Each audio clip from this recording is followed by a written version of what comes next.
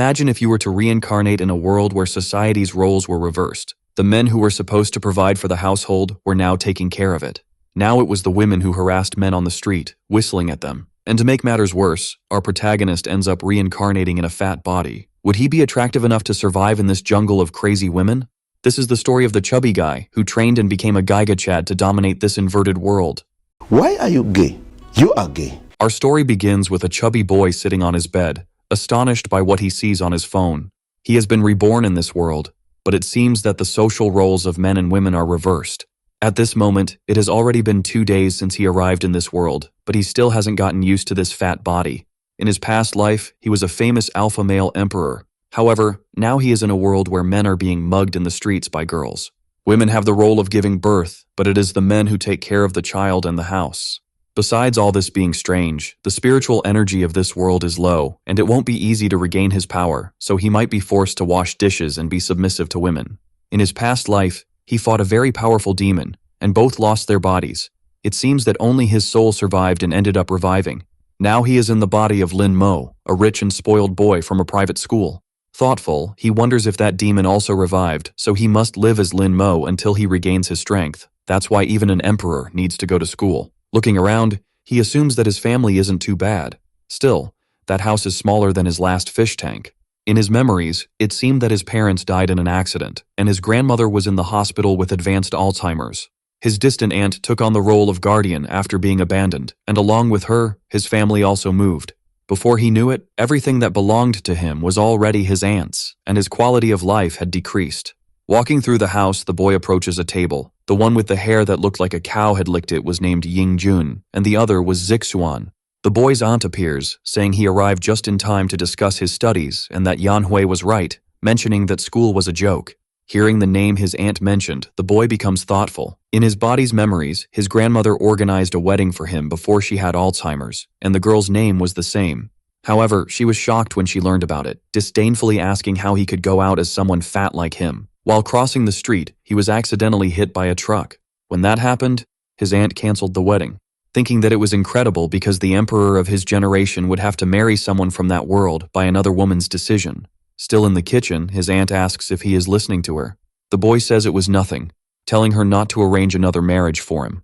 Observing Lin's expression, the woman thinks he seems different. Unexpectedly, there seemed to be a feeling of inexplicable tyranny. Then Lin sits at the table, thinking that he hasn't had an appetite since he started his diet. But for that body not to starve, he should take it easy. Picking up a piece of food, he thinks it smells good. Then his cousin asks why he wasn't going to study abroad since his classmates knew how much he expressed his love for others. Lin wonders why he needed to talk to those insects when this emperor reigned for thousands of years. Still, now it was necessary to play the role of a normal person, saying he wouldn't go now because he was happy with that school. The boy says it didn't matter which school he attended as long as he got good grades. Continuing to eat, Lin thinks he didn't want to talk to him. An hour later, the protagonist was inside a car, and the person driving informed them that they had arrived. His cousin, in turn, asks Lin not to get out with him. With a look of disdain, the protagonist observes him, leaving the boy scared by that look. Then he got out of the car, frustrated. Next, Lin was already in front of a building. Mentioning that the architecture of that world was excellent, however, there were some problems. Each of those men stood out a lot since they showed their pale legs and even made gestures like girls, but at least the women seemed normal. In the background, 2 girls were teasing the protagonist's brother, saying that his legs were beautiful. With disdain, the boy thinks that it was unpleasant enough to almost make him vomit. However, he should forget about it because he didn't know if that demon was still alive. Plus, he needed to strengthen his body before she appeared. As he walked through the school, Lin finds his classroom. In the background, someone seemed to mock the protagonist, saying that his fiancée was there. His wife was sitting at the table while 2 girls were talking to her. Observing the protagonist, she didn't seem to like his presence. Lin thinks it's incredible how unbearable mortals can be. The boy, heading towards his desk, leaves Yanhui confused. While sitting down, he thinks about how he could resume his cultivation in some way. Someone taps him on the shoulder, saying he should believe her when she said he couldn't like her. This was a girl with red hair giving him advice. Remembering the girl, Lin thinks she must be the classmate of that body. Continuing to speak, the girl questions how he could like someone from the 2nd class. Noticing Lin still quiet, she assumes she has spoken too much, saying that there was still a chance with Yanhui, who might like him if he lost a bit of weight. Then the protagonist asks her to just say what she wanted to say. The girl asks how he knew she was plotting something, and Lin mentions that she wasn't that kind. Next, the girl really wanted to ask him a favor, requesting to play a game with her, saying it wouldn't take long, and as a reward, she would introduce him to a girl more beautiful than Yanhui. There is a mountain that cannot be reached alone, but she had contacts to help climb directly, so she was thinking of going during the summer, mentioning that the place was impressive at night and he would regret refusing to go there. Lin thinks of a rumor that high mountains attract spiritual energy, and that mountain was the closest in the region, so there was a high chance it had energy at the top. Also, it was a great opportunity for that body to lose weight by climbing the mountain. Accepting the proposal, he mentions that he wasn't good at games, making her happy. The girl says they would have a match against an idiot from class 3 who loves to pretend to be good. So after class, they could use the computers in the computer club. Sometime later, in the computer room, the girl mentions that she had reserved the room just for them, so no one would bother them. Sitting in the chair, she asks Lin to connect to a user. Then the protagonist enters his password, successfully logging into his account. Inside the game, the boy, looking at a window, says it was a competitive action game with an immortal theme. That girl appears, saying she had called the boss of that realm because he would help them. Then the boss appears, mentioning that she had indeed brought a man, apparently liking the protagonist because he was a classmate of her friend. Cutting the mood, she says she would start the 3 versus 3 PvP mode. Starting to run, the girl asks them to be quiet while she would take down the enemy group. Then the protagonist's friend asks him to hide while she goes to check. Lin thinks that only legendary beings from his world can be immortal, but cultivation and everything from his world was similar to the game, assuming there was a probability that there were immortals in that world, so he should be careful. While sitting, a notification appears that someone had died. That girl from before appears, apparently stressed. Starting to run again, she says she made a mistake and now would take revenge. However, she ends up dying again, repeating the cycle of running again, but now the protagonist's friend would help. Even so, it was of no use. Outside the game, the protagonist's friend is furious because even the boss of that realm couldn't defeat that person, telling the protagonist to be careful because Flying Feather was on the way, but Lin was completely calm. While running, the boy thinks he had developed his fighting instincts over thousands of years, capable of using them even in games. Throughout all this, the other team was still behind the protagonist while 2 girls fawned over the person playing. Then the girl says he couldn't escape from her. Looking back, Lin realizes someone is following him. Stopping to run, he thinks it was an emperor, and that's why he had never been chased. Noticing that Lin had seen her, the woman quickly hides. The protagonist, in turn, asserts that it was a quick reaction, and that body couldn't win since attacks in that game were hard to use. Outside the game, Lin seemed to be using a skill. The woman observing the protagonist mentions that he was a novice who had no idea where he was. So that was a positive point going against the boy. Quickly, Lin uses the keyboard and mouse, launching an attack on the woman. Suddenly it hits her where a notification of a dead player appears. On the other side, they were surprised that the protagonist had managed to win. Getting up from the chair, Lin's friend says she didn't know he was so good. Noticing him motionless, she questions if everything is okay. Lin thinks he had no idea a body like that could be so damaged by a simple use of spiritual energy. Returning to the game, one of his friends asks to go back, but she no longer had time, thinking she had finally found him, wondering why he always kept running away. But this time she would kill him, going after the protagonist. Meanwhile, the boy ran without stopping. Noticing that the girl had found him again, he thinks he should boost the lower part of his body again, throwing his sword towards the woman. Then she questions if the boy wanted to hit her from so far away. At that moment, her leg gets hit, where she ends up falling to the ground. Looking at the sword in her leg, she wonders if that was a warning to stop following him. Outside the game, one of her friends says they should stop chasing him. The girl, in turn, asks if she knew the other side, asking to contact them right now. Sitting in the chair, she murmurs the protagonist's name. On the other side, the protagonist's friend receives a call from those girls wanting to see her. Approaching Lin, his friend says he was amazing, suggesting to play a few more matches, but the boy didn't want to play anymore, asking her not to forget the promise he had made before. Sometime later, Lin was already near his house. Inside his room, the boy lies down, mentioning that his body was very fragile. The next day, while going to school, his cousin calls him, asking him to explain to his classmates that the marriage with Yanhui was not real. Then the protagonist says there was no need to explain what was false. As he was leaving, his cousin says he was very arrogant. Inside the classroom, his friend notices his presence, asking if he knew who that girl from before named Zhao Yutang was, mentioning that, incredibly, she was from his school. It seemed he had been through a lot since he lost his love, mentioning that the girl wanted to see him and he didn't need to worry because she wouldn't do anything to a guy. But before he could finish the sentence, with a threatening look, the protagonist watches him. Suddenly, he doesn't complete the sentence, mentioning that it wasn't Momo baby. Then a girl approaches the protagonist's table.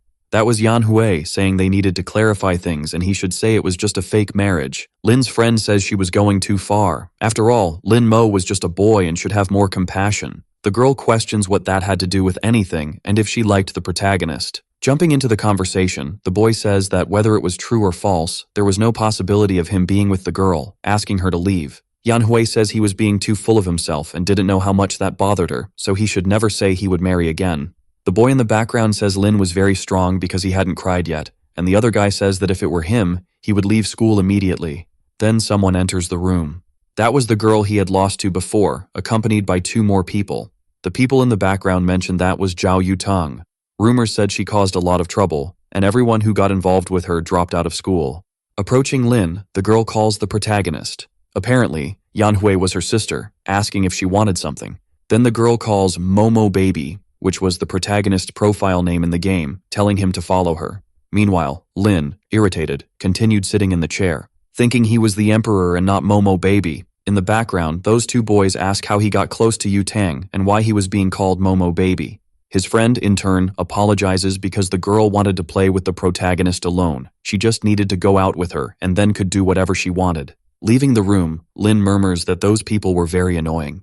At the door of his class, Yu Tang was waiting for him, thinking he didn't expect Momo Baby to be a man instead of a woman, claiming that it was fun because back in the day, women fought in combat skirts, but now that had become a norm for them. Then she starts asking Lin several questions, questioning if it was him who defeated her in that game, giving an order to look for him after class because she would duel with him alone. But Lin says she didn't play that game and had only won by luck, saying she would go back to class. Irritated, Yutang wonders if the boy didn't know who she was. Then the other girl states that it was no surprise Lin wasn't afraid of her since there was no more love in her heart because she had been left. Yutang, in turn, gives the order for her to bring the boy at noon.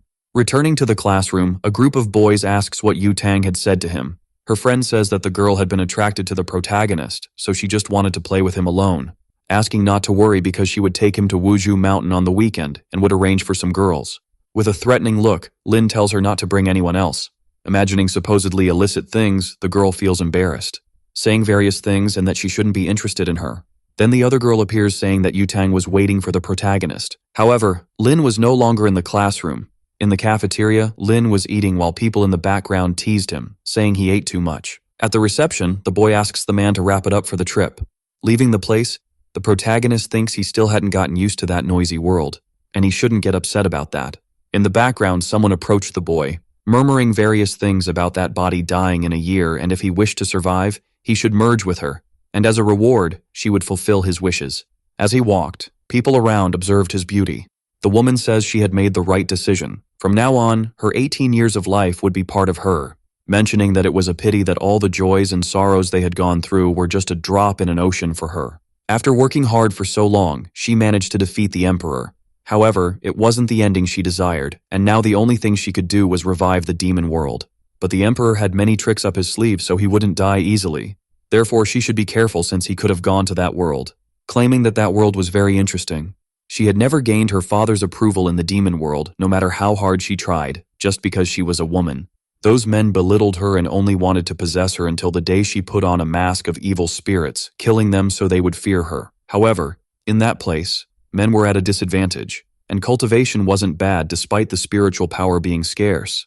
Moreover, she was beautiful enough for men to follow, but it had been a while since that fat guy had been after her, and as a woman, it was good to be direct. Looking back, their gazes met. The girl, in turn, asked him to stop following her because there would be nothing between them. However, our boy walked straight past, ignoring the poor girl.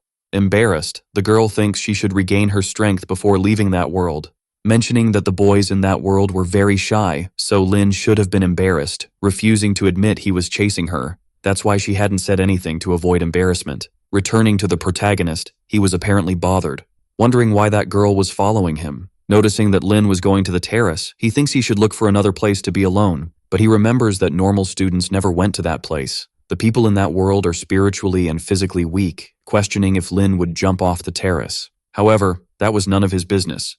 Even so, he still felt bothered, remembering that the friend of the owner of his original body had also jumped from a building. Heading towards the terrace, he thinks he would fulfill that body's will. Reaching the top of the building, he sees the protagonist at the edge of the terrace. Then he uses a skill to immobilize him. However, he had forgotten that he had no spiritual power. Meanwhile, Lin calmly thinks that it was quite cold up there, so it would be better to go down for lunch.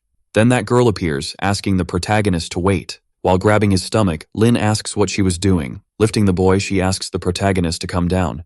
But she is surprised by the boy's weight, falling to the ground with him, where she even ends up breaking a rib. On top of her, Lin says he didn't even have time to respond. Questioning what she was doing, the girl says she was just helping him because he was going to jump in an isolated place, thinking she had broken a rib because of him. Surprised, Lin thinks the girl thought he was going to jump off the building, assuming it was because in that world, men were fragile while women were strong. Extending his hand to help, asking to control her imagination since he had only gone out for some air and did not intend to jump off the building. Moreover, he was not interested in her, leaving the girl embarrassed, telling him to never show up in front of her again. As Lin leaves, he thinks that the woman had dismissed the help of an emperor without even knowing it, and since she didn't want help, there was nothing he could do. Back in the room, his friend asks where the young man was, mentioning that Yu Tang was looking for him and telling him not to leave after class. The protagonist, in turn, says that all of this was her fault, so she should solve it on her own. But the girl says she would go with him after class to play with Yu Tang, and if she let him win, it should be enough to leave him in peace. Even so, Lin says he wouldn't go, thinking he didn't want to lose to a little girl, even if it was just a game. His friend continues trying to convince the protagonist, but the young man says the problem was hers. The girl says she would do anything for him, but Lin had already decided he wouldn't go. Then his friend thinks she had messed up. Sometime later, the day passes. Getting up, the protagonist says it's time to leave and shouldn't forget his promise on Wuju Mountain. As he leaves, Lin remembers something. Recalling that he had fallen on that girl, wondering if she was okay. The human body is very fragile, so she probably ended up breaking a few ribs. Since human lives in that world were precious, he could end up getting arrested, which would cause a huge problem. Looking for the girl, Lin thinks he should check. Meanwhile, she was still on the terrace, claiming that her body was very weak and she couldn't get up. Moreover, it was very windy and she was hungry.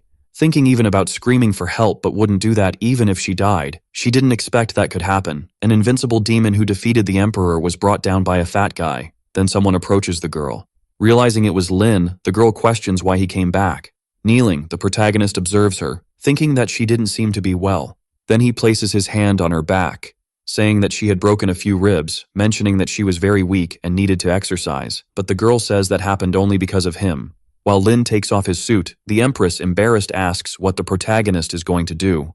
Covering her, the young man mentions that it was windy on the terrace, asking her to wear his suit. Making a call, he says he's going to call an ambulance, but the Empress says she didn't need his jacket. The protagonist already knew she didn't want to wear his jacket because she was fat, but she should remember that her body was fragile and could take it off when the ambulance arrived. However, for the girl, it wasn't for that reason, as she didn't expect the protagonist to be so kind. This world has a beauty standard for men, thinking she didn't know why Lin helped her, but would keep an eye on him anyway. Sometime later, the ambulance arrives. While the Empress was on the stretcher, two girls notice that commotion. Embarrassed, the girl thinks she would never forget that day. At night, the protagonist was already near his house. Entering, his cousin asks why Yu Tang had gone to talk to him. Then Lin says he would only say that once. Zixuan, in turn, thinks that fat guy had a sharp look, mentioning that he had been more aggressive lately, saying that Yu Tang must not have gone after him of his own will and must have gotten into some trouble. Because of that, he would ask his mother to kick him out of the house. Then Lin, questioning what he was talking about, mentions that this was his house. Zixuan, about to slap the boy, says he had asked for it. With no effort, Lin holds his hand. While squeezing his arm, he thinks he was very weak. So weak that it wasn't worth continuing with that. Fallen on the ground, the boy says that it hurt, going to tell his father that Lin had hit him. Appearing in the kitchen, his father asks how he dared to hit his cousin, saying he would take care of him. However, with no effort, the protagonist also holds the man's hand, surprised that Lin Mo had held him so easily. Lin, in turn, says he would give him a piece of advice to never mess with him. Crying, the guy says he was an abuser, calling the protagonist's aunt, saying he was causing trouble. Arriving in the living room, she tells them to be quiet. Staring at Lin, she thinks the boy was different, saying she didn't want to know what happened and it was just to apologize to her uncle. Lin, in turn, thinks she was the first person to ask an emperor to apologize, saying that he wasn't wrong and therefore wouldn't apologize. However, she says that if he didn't apologize, he wouldn't receive his vacation allowance. But the boy says he didn't need that. Entering the room, Lin wonders if she was talking about money. remembering that if he didn't have it, there would be no way to go to Wuzu Mountain. There was nothing to sell in that house, plus he had no savings. Thinking about selling some clothes and shoes, Lin opens his computer, surprised because a buyer arrived so quickly.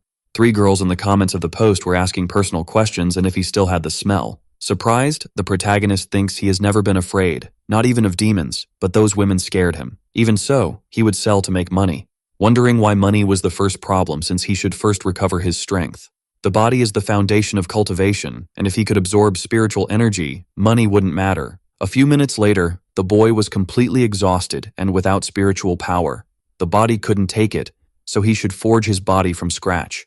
Then he receives a call from his friend, saying she wanted to talk about Wuzu Mountain, mentioning that her friend said he would go there and if it wouldn't be better to go another day. Lin says it's no problem and they could go anyway, then the girl says the bus would leave in the morning so they shouldn't be late. The next day, the protagonist goes to the table to have breakfast. Zixuan asks why he woke up early and if Yanhui didn't ask to go out with him. However, the boy remains silent. His cousin, in his thoughts, questions why he wasn't responding and if he was planning something, saying he could continue eating like a beggar because his bus had arrived. Near the bus, Yanhui calls the boy, saying she was scared and that they should get in quickly. Inside the bus, she says Lin was different since she had rejected him, mentioning that last night she had pushed him while arguing with her father.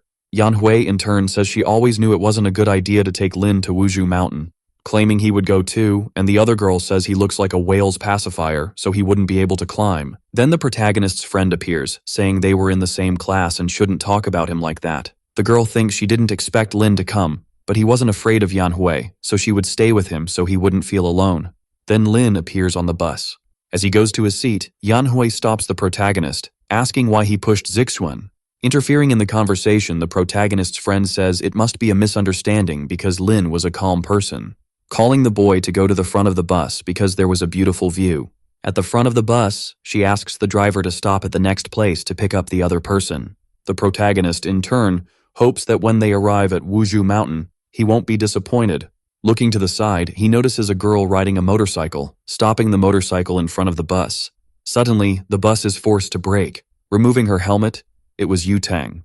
The protagonist's friend gets nervous, fearing she stopped the bus to go after Lin Mo. Getting out of her seat, she says she would talk to her, questioning what she was doing there, and Yu Tang says she was looking for that fat guy. Noticing Lin, the girl mentions that if it weren't for his size, she would never have noticed him. Then everyone starts laughing at the protagonist's face. Yu Tang tells him not to go to Wuzu Mountain and that it would be better to go with her to play video games, and if he did that, he could make his girlfriend come back. But the boy didn't want to hear that, asking her to leave him alone. Then Yu Tang asks if she was bothering him, thinking that if it weren't for him, she would never have lost even once in her life, questioning whether he would go with her or not. Then Lin seems to be surprised, noticing that the girl's necklace had a bit of aura, thinking that his refining technique was a bit poor, but that was something difficult to develop in this world, wondering if there were still cultivators, saying he would play with her when he finished climbing the mountain. Then the protagonist's friend suggests that everyone should go to the mountain. Yu Tang asks if Lin was really willing to climb that place. It seems he wasn't popular, besides being fat, so she would watch him try to climb that mountain. Meanwhile, another guy appears saying he had space in his seat, suggesting she sit next to him. But the girl didn't want to know, calling one of her friends to watch her motorcycle, questioning if Lin had that game because it was to play with her now. However, the protagonist says that if he won, he wanted something in return. Accepting the offer, Yu Tang says that if he lost, he should be his servant forever, ignoring another guy while talking to Lin. Then the other man asks Zixuan if Lin was good at games and why Yu Tang insisted on playing with him. Zixuan, in turn, thinks he had no idea what was happening and the protagonist was a nuisance. Returning to Lin, the boy was playing with Yu Tang that game from before. Noticing an opening, he prepares an attack. Yu Tang is surprised because he was trying to attack him at high speed. Receiving the attack head-on, the system informs that the victory belonged to Momo Baby. Out of the game, Yu Tang still couldn't believe he lost, questioning how he managed to have such incredible precision, but the protagonist says that every movement he made was calculated and that game is very easy. Then the girl thinks he was a genius, but little did she know he was using his cultivation to stimulate his brain. Since Lin had won, she should ask for what she wanted. Lin, in turn, asks for 10,000 in money. Yu Tang asks if that was all because whenever he wanted, he could force his ex-fiancée to come back with him, and if he was willing, he should become his training partner from today. Ignoring the girl, Lin still asks for the transfer, thinking she had managed to get the money to forge that body. Taking out his phone, Yu Tang makes the transfer. In addition, he added his phone number so she should answer if she called him, but she shouldn't call him or even give his number to anyone. The protagonist thinks that not even as an emperor did he have an arrogance equal to hers. Getting up from the chair, the girl says there was very little space, giving an order for Yanhui to move forward, leaving the girl nervous, thinking he was doing that after so much effort to sit next to Zixuan. Getting up, Yutang tells her to hurry up. Yanhui thinks about reprimanding her sister but couldn't do that in front of everyone. Then Zixuan says that Lin wanted to say something to her and that she should see what it was. Getting up, the girl goes towards the protagonist. In his thoughts, the boy is happy because he could sit next to Yutang. Trying to introduce himself to the girl, Zixuan only gets a sharp cut with Yutang telling him to shut up. Thinking that if he had known that boy was so unbearable and wore so much perfume, he would have preferred to sit with the protagonist. Arriving at Wuzu Mountain, the students are surprised by how high the place is. Then the protagonist's friend tells everyone to follow and not fall behind. Half an hour later, Lin Mo, observing those boys, thinks they were much worse than him. When he managed to recover his powers, he would punish them every day for centuries. The protagonist's friend, noticing that there was no one to help him, thinks she couldn't help him because if someone saw her with him, she might end up receiving strange looks. 20 minutes later, Lin Mo was still climbing the mountain. Thinking he couldn't go on because he had the least stamina in the group, those boys seemed quite delicate but were actually in good shape. Noticing that Lin couldn't take it anymore, his friend thinks that since she was the one who brought him to that place, she should help him, questioning if the boy needed help. But Lin Mo says she could continue on her way, because he could still keep going, thinking that this fatigue was nothing compared to the things he went through in his previous life. The protagonist's friend wonders why she was putting in so much effort for this, saying she would go ahead, and if she couldn't climb anymore, she could let him know. The people in the background are surprised because the protagonist had already managed to climb halfway. The other boys, already exhausted, couldn't continue on the path. While thinking of giving up, Lin Mo, determined, continues to climb. The protagonist, near the top, notices a group of people coming back. The other girl is surprised because he managed to get there alone and was very resilient. The protagonist's friend, saying it was very high, thinks they should go back and go to a restaurant. However, Lin says they could go because he would reach the top. Irritated, his friend questions if he wanted to die, but the other girl tells her to just let him go. 20 minutes later, the boy finally reaches the top of the mountain. Yutang, who was already at the top, is surprised that he actually managed to climb. But it was a pity he fell behind most of the time, and when he managed to climb, the others had already come back, besides being alone the whole time. Looking up, the boy observes the stars. Thinking that, up there was a lot of chi, although it was little to recover his power, at least he could start training. With that, he would already be ahead of that venerable demon. As long as there was an opportunity to train, no matter the time, he would always go back up there. Then Yutang puts a hand on his shoulder, asking what he was doing, and the protagonist says he was just looking at the scenery. The girl thinks he is very annoying, besides speaking little, and the protagonist in his thoughts affirms that in his world as an emperor, he would have killed her several times.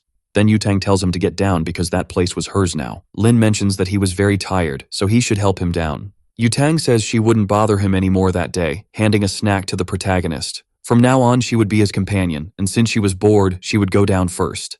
Opening the paper, he realizes that it was leftovers from the girl's snack, mentioning that in his previous life he had eaten several beast corpses, so that was nothing special. Sitting down to meditate, the boy thinks he should start by cleaning the marrow. Sometime later, it starts to get dark.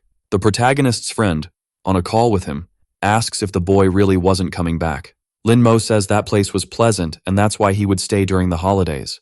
Messing with his phone, he thinks he should inform his aunt. Calling her without any ceremony, he immediately says he would be away for a few days during the holidays. Hanging up, the attendant asks what he could do for the protagonist. Then the young man asks how much a single room would cost for 2 months, and the man says it was 8,000 yen. Thus, Lin Mo continued his training during the holidays. Day after day, climbing the mountain without stopping. The training was rigorous, but the fruits would be worth it. Then 2 months pass, and the protagonist's friend informs him that she was arriving and if his bags were ready. Thinking that she hadn't been able to talk to him during the holidays, and because of that, Yutang was always bothering her. That's why she had to take him to Yutang, no matter the circumstances. Meanwhile, Lin Mo looked at himself in the mirror, thinking that after 2 months, the spiritual energy in his body was still weak. Appearing all gigachad, he says he should still continue being a mediocre student. Sometime later, the protagonist's friend says she finally managed to find him. But when she looks at the boy, she is surprised by his beauty, assuming she had confused him with another boy, imagining having a family with that man. With a look of remorse, the protagonist notices the girl staring at him. Embarrassed, she starts to walk away, thinking that the protagonist must think she was a pervert. Then Lin asks where she was going because she hadn't made a mistake. The girl in turn questions if he was a friend of Lin Mo. However, she says he was Lin Mo. However, she doesn't believe his words, assuming they just had the same name.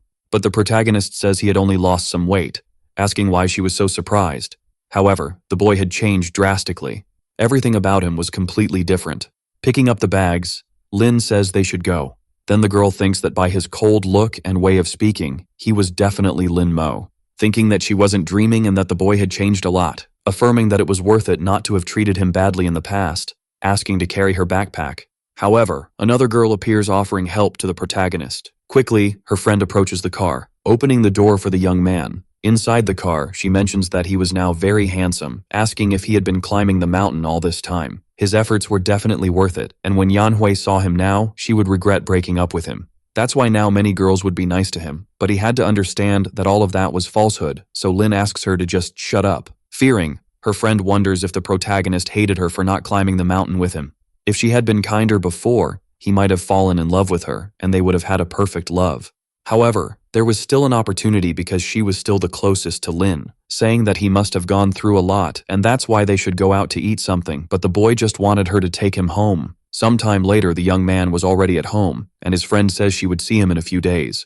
Then the other girl asks if she wasn't going to take the protagonist to see Yu Tang. However, Yunshu says she wouldn't take him anymore, thinking she couldn't take a beautiful lamb to the wolf's den. The only thing she needed to do was use Lin's account to play.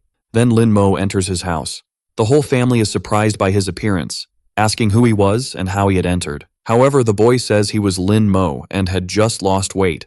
Even so, Zixuan doesn't believe it was him because even if he lost weight, he wouldn't be that handsome. Then his mother asks him to stop shouting, asking if the boy had undergone any surgery. The boy mentions that she had all her money, so there was no way to do that, questioning if he would receive his money that semester. His aunt says she would pay all his expenses and also buy a new uniform, but if he did anything bad to his cousin or uncle again, she wouldn't give him another cent. Standing up, Lin says he was already satisfied, and his aunt thinks he really was the protagonist.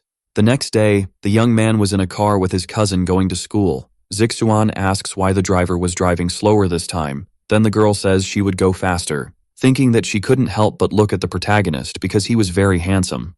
That's why she just wanted to keep watching the boy. Then Lin gets out of the car. Everyone around is surprised by his beauty, wondering who that boy was. His cousin, feeling jealous, questions why Lin was attracting so much attention. Noticing that the girls were taking pictures of him, the young man thinks something wasn't right. Soon after, he enters his classroom. Heading towards his chair, another girl wonders if he was a transfer student. Lin, for his part, thinks he had just lost weight, but just because of that, he was already a bit better than usual. However, normally he wouldn't attract so much attention, questioning if it was because of his aura.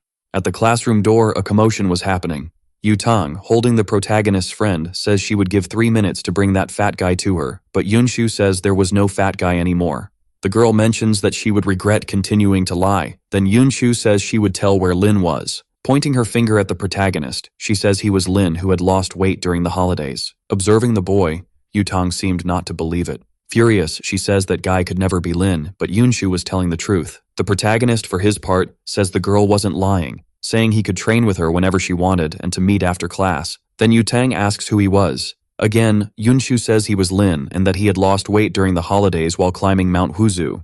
In her thoughts, Yu Tang wonders if he really was the boy, questioning if he was really that fat guy while the boy asks her not to call him that anymore. Noticing he had the same voice and behavior, she affirms he really was Lin, saying it didn't matter if he was fat or thin because he should wait for her after class. Yunshu says it had been another person who had played with her before, and Lin had only joined to complete the group, which is why the protagonist wasn't very good at games. With a threatening look, Yu Tang watches her, asking if she dared to say Lin didn't know how to play, mentioning that yesterday she had used Lin's account to try to deceive her, and for that, she was the most arrogant person who tried to do that. As she was leaving, Yunshu asks to explain herself, thinking that now Yu Tang would never leave her alone. 2 girls appear asking how she knew it was Lin. Even if it was the boy, there was no way he could have become so handsome, so he must have had some plastic surgery. Then the teacher appears asking everyone to sit in their places because she was going to start the class, saying she was curious to know how their holidays were. However, she ends up being surprised, questioning who that student at the back was. Yunshu, raising her hand, says it was Lin who had lost weight during the holidays. Surprised, the teacher says he had changed a lot and must have worked hard to achieve it, asking if the boy didn't want to sit in the front this semester. Quickly, a girl responds no, mentioning that Yunshu had promised they would switch places with her. The other girl says she had grown a lot during the holidays and should also go to the back. Yunshu thinks they were trying to take her seat, but she wouldn't let that happen. The teacher, asking them to stop arguing, says the first person to change seats would be Yunshu. As two girls pulled her from her seat, the protagonist's friend begs to let her stay in her seat. Another guy asks Zixuan if Lin had had plastic surgery to become so handsome, and the boy replies there was no other way but that. The teacher says the odd numbers would stay in the same position and the even numbers would switch with the adjacent ones, saying that Li Jiang would sit with Lin. The other girl asks if Jiang would really sit with the protagonist. Then the girl says it was fine because she couldn't let Yunshu take him for herself. Looking at his classmate beside him, the young man realizes he was a bit chubby and also calm and quiet. Because of this, there would be no one to disturb him. Yunshu sitting up front, crying for having left her seat. Then Lin Mo stands up from his seat. A group of girls starts to flatter the young man, saying they would be exhausted if they had to climb the mountain every day, and another asks if he could give some advice to her brother. Yunshu thinks they were all fake because when Lin was chubby, no one talked to the boy, saying that, unlike her, she had never treated the protagonist badly when they first met. Lin coldly asks them to get out of his way. Quickly, the girls make space. The other girl says the protagonist looked very handsome when he had that attitude. Noticing Zixuan stressed, the girl mentions he was jealous, but it wouldn't matter because they preferred Lin. Returning to the protagonist, the young man was inside the cafeteria. A girl waves at him saying he could sit in her place because she had to leave, but Lin declines the offer, thinking he wasn't sure if it was safe near those mortals, mentioning that the eyes of those women were nothing less than deceitful. In the background, Yanhui questions if he was really the protagonist. Zixuan asks if she regretted breaking up with him now that he was handsome, and the girl replies that she wasn't that superficial. Another girl appears saying she wanted to go after Lin Mo, asking if she could help him, mentioning that it didn't matter if he had surgery or not because she always liked him for his personality. Then Yanhui calls her a hypocrite. Hearing what she said, she thinks hypocrisy was believing that was plastic, and if she could get Lin's beautiful legs, she wouldn't care if they were fake or not, saying she would go after the boy alone. Meanwhile, Lin Mo was walking through the school. Then Yanhui appears, saying she was there to apologize for everything, mentioning it had been sudden for her and she still didn't want to get married. Accepting the apology, the protagonist walks away. Asking Lin to wait, the young man questions if there was anything else to say, affirming that he truly felt sorry for everything he had said. Lin, continuing to walk, makes Yanhui wonder why he had that cold reaction, supposing she must have been the reason for his change. Outside the school, Lin Mo hopes there is no one on the rooftop.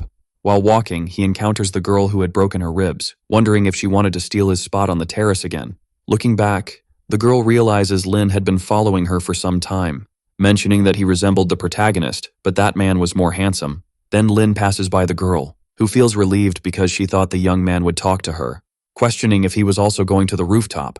Reaching the boy, she notices he was climbing the stairs. Quickly, she passes in front of him. Noticing the girl was in a hurry, he wonders if she really wanted to steal his spot, questioning how a mere mortal could want to do that. Their gazes meet, and each perceives the other's intention. Quickly, they start running to protect their spots. The girl thinks the protagonist was very annoying, asking if he shouldn't behave like a gentleman. Also, how could he run so fast, mentioning she just wanted to give him a chance, but if she lost, it would be a disgrace for the women of that world. Meanwhile, a girl was watching that commotion. Returning to the two, the girl asks why Lin was running, and the young man says he wanted to know the same from her. Then she questions why he wasn't running after her, but the young man says he would never do that. Irritated, the woman tells him not to speak to her that way. A boy like him who didn't care about ladies could never get married. Lin Mo wonders how an emperor could think about marriage, a man of high status from a generation of great emperors. Responding that she wasn't kind either because she was fighting just over the terrace. Reaching the rooftop door, the two block the entrance. Suddenly they start fighting to see who would arrive first. Lin, in turn, thinks he would have to use brute force to clear his way, where he ends up squeezing the girl's breasts, which makes her feel embarrassed. The protagonist, feeling awkward, senses that sensation. He quickly manages to reach the terrace first, saying that from now on that place belonged to him. The girl questions how he dared to do that and if he knew who she was, mentioning that just a moment ago he had done that. Saying he had touched her, the protagonist approaches her, giving a slap to the poor girl, claiming that she had touched him first. Thinking that he had almost forgotten that men in that world were fragile and therefore could not act calmly. Then the girl calls the protagonist shameless. Taking her phone, Lin says that if he didn't leave, she would call the police. The girl, in turn, says she was already getting angry. Recording the woman, The young man asks to repeat what she had said before. However, he seems to remember something, recalling that women who hit men in that world were despised. And if she were caught doing that, she could no longer attend that school. Thinking that he had taken advantage of that to hit her, even if she told someone, certainly the one who would be believed was the protagonist. Saying that this time he would leave, but next time he wouldn't lose. Claiming that it was very complicated to deal with men. Lin thinks he was happy to have gotten out of that situation, mentioning that the girl was very annoying. Remembering that there was an update on the news from this morning, he grabs his phone. Looking at the news, he ends up getting surprised. The news reported numerous chickens on a farm suspected of being infected with a virus, which ended up turning into dry corpses. Observing that chicken, Lin Mo seems to recognize it. Recalling that the demon from before had a sword that would suck any creature that touched it down to the bones. But in his final battle, that sword had exploded, and then his sword also exploded trying to protect him, and along with that, he ended up going to that world. Wondering if that demon was really dead. Since to become immortal, Lin had to follow the path of heaven, but she, in return, only had to kill people to gain her power. That's why he had to investigate what was happening. Sometime later, it was already sunset. As Lin was leaving, the girls were still fawning over the protagonist. Yunxin appears saying she would accompany him to Yutang's house, but Lin Mo says it wasn't necessary. Even so, the girl insists on going, mentioning that Yutang and her sister were very dangerous. Telling the story of a time when a boy was tricked by his classmates, which ended in a tragic end. However, the boy thinks he doesn't want to go to that place, asking Yunxin not to get too close to him. But the girl says he was interpreting things wrong. Entering, she is surprised, asking if he wasn't going to meet Yutang again, and the boy says he had more important things to do. Yunshu questions if he didn't know she had been looking for him all vacation, and the young man says they would discuss that later. The girl, in turn, asks him not to worry because she would explain to Yutang the next day. Remembering that if she helped him, Lin might end up thanking her. Meanwhile, the young man was inside a car thinking that Farm was outside the city, and if that demon was there, he would eliminate her even if it damaged his soul. Sometime later, Lin Mo arrives at the location, thinking he still had little soul, but it would be necessary to use it. Apparently, he begins to use a spell. Looking at a house, he notices a demonic chi, thinking that it was extremely strong, assuming that demon had really survived. Looking to the side, he notices someone approaching. A person says they had seen the protagonist from afar. Taking off the helmet, it was Yutang asking what he was doing in the middle of nowhere. Lin, in turn, wonders how she had gotten there, thinking that it couldn't be a coincidence to meet in the middle of nowhere. Saying that she had called a taxi to take her home, but on the way, she realized it was taking her out of the city, so she decided to get out of the car. Irritated, the girl asks if he still thinks he was that ugly fat guy from before. Now that he was handsome, he would end up meeting many girls who only think with their lower brains. Mentioning that handsome young men are the biggest targets when it comes to trafficking, and he shouldn't forget to warn someone when he gets into trouble. Asking him to hold the helmet, she says she would call the police, asking if he remembered the car's license plate, but the boy replies that he didn't. Then the girl says she would deliver some messages and would be right back. Lin, in turn, thinks that Yutang was just a mortal, but could also track demonic energy. Then he notices that she had returned. Mentioning that losing weight was causing her problems, she asks him to hand over her helmet. Putting it on her head, she says she didn't want to get into trouble. However, she feels embarrassed, thinking that the boy was more handsome than those motorcyclists on the internet. Lin wonders if that was a protective helmet. And the girl thinks he really was handsome, questioning how he had that ridiculous idea, mentioning that it was his personalized helmet and if he broke it, he would give it as a prize to the mean girls, saying that it only gave him headaches. Looking at where the girl was going, he realized it was exactly where the demonic energy was. As he was worried, he would check what was happening. Returning to Yutang, the girl seems to pass through a place she shouldn't, where an old lady ends up noticing, questioning who the girl was looking for. Quickly, Yutang draws a weapon, saying that she had a lot of courage not to run when she saw her. Desperate, the old lady says she shouldn't be playing that kind of game because it was against the law. Then Yutang questions if she knew the law of the demon cultivator, but the old lady says she was just a chicken farmer. Stealthily, she draws a dagger from her sleeve. Yutang, realizing the woman's intent, fires her weapon. With her arm bleeding, the old lady begs not to be killed. The girl mentions that she was a good actress but would have to be better to deceive her, using a spell that transforms her weapon into a sword.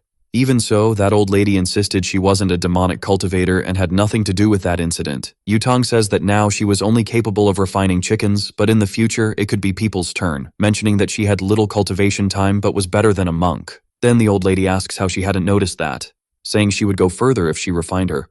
Yutang says that was encouraging. Quickly advancing towards the demon, asserting that the outcome wouldn't change, stabbing her sword into the chest of that monster. Lin Mo, in the background observing the situation, thinks that energy seemed to be that of a demonic sword. Yutong in turn seems surprised, because her sword had no effect. The girl thinks that energy was completely different from the demonic cultivators she had encountered before, questioning what that creature was. In a matter of moments, the monster lunges at Yutang, where she barely dodges, assuming that if she received that attack, she would definitely die. Again, that creature envelops a spell in its fist. Then Yutong takes a piece of paper. It was a spiritual talisman thrown towards the monster. However, it has no effect, where the demon again attacks the girl. Suddenly, she is thrown against the wall. While spitting blood, she thinks she couldn't believe she had lost. At that moment, the protagonist appears to defend the girl, who asks what he was talking about since she should leave that place. Lin asks to speak politely, but Yutang gives an order to leave. Quickly, the young man seems to use a skill, where the demon stops moving. Yutang, surprised, asks why he had stopped, but Lin says it was nothing special, because he was the one there. While fleeing, the demon ends up falling to the ground. Before the monster, a giant aura surrounded the protagonist. The girl mentions that pressure was very strong and she couldn't breathe, wondering who Lin really was. Meanwhile, in another place in time, Guiyuan, in the city of Luobei, a man says that Tao was what gave rise to heaven and earth, encompassing all things. Then the man seems surprised, questioning why the bell was ringing and if that shouldn't happen only when there was a great event in the world. With the master kneeling, his subjects ask if he is okay. Then the man says that the father of Tao had just reincarnated. Returning to the protagonist, the boy asks where that demon was. However, that creature had already lost all its spirit, mentioning that it was just a fragment of the sword. Even so, that didn't matter. Using a skill, the young man seems to absorb that spirit, thinking it could be a trap from that demon to reveal its location, but it was a good item to cultivate when its demonic nature was eliminated. The only thing he had to do now was take care of that woman. Behind the protagonist, Yutang says he was very handsome. Using magic, the boy gives an order for her to forget what she had seen. Then Yutang ends up fainting. Observing the girl, Lin thinks that her spiritual root was of the highest quality, and that was incredible even in his world. However, that meant there was a good place to cultivate in that world. Otherwise, it would be impossible to reach that level. Right after using his ability, the boy feels a pain in his chest. Assuming he had overloaded his residual soul, thinking he should leave that place, where he ends up finding two girls mentioning that he was very handsome, and that they would take him to a pleasant place, but Lin asks to be released or he would regret it. Then the girl says she was just pretending to be tough, asking him to be a little kinder. Irritated, the protagonist thinks that since his soul was damaged, he couldn't use his strength. Touching his face, the woman says he should obey her. Meanwhile, Yutang was behind the two, asking them to get out of his way. He throws a punch at the woman, who barely dodges. The other woman tries to attack Yutang, but the girl dodges and counterattacks. Quickly, she delivers a kick to the other one, where she ends up knocking both out. Approaching Lin, she asks why he hadn't defended himself, saying that when encountering people like those, he should strike with all his strength at their weak point. The boy questions what the vital point was, and Yutang replies that it was the chest and asks if he didn't even know how to defend himself. As she leaves, the girl says she would take the young man to her house.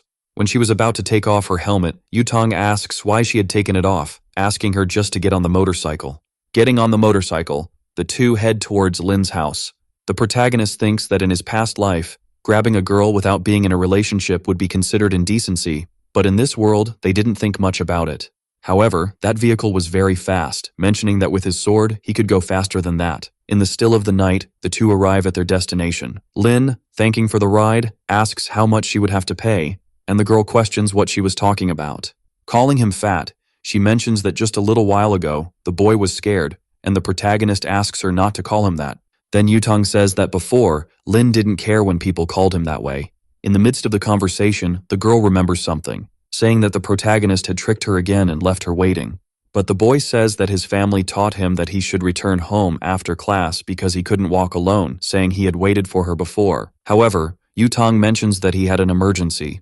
Then his phone starts ringing. Answering the phone, Yutang asks if everything was done, affirming that the target had a very powerful evil chi. Getting on his motorcycle, he says he had something to do. As he heads towards his destination, the girl stops at a corner, thinking that the smell of the protagonist's shampoo was bothering her.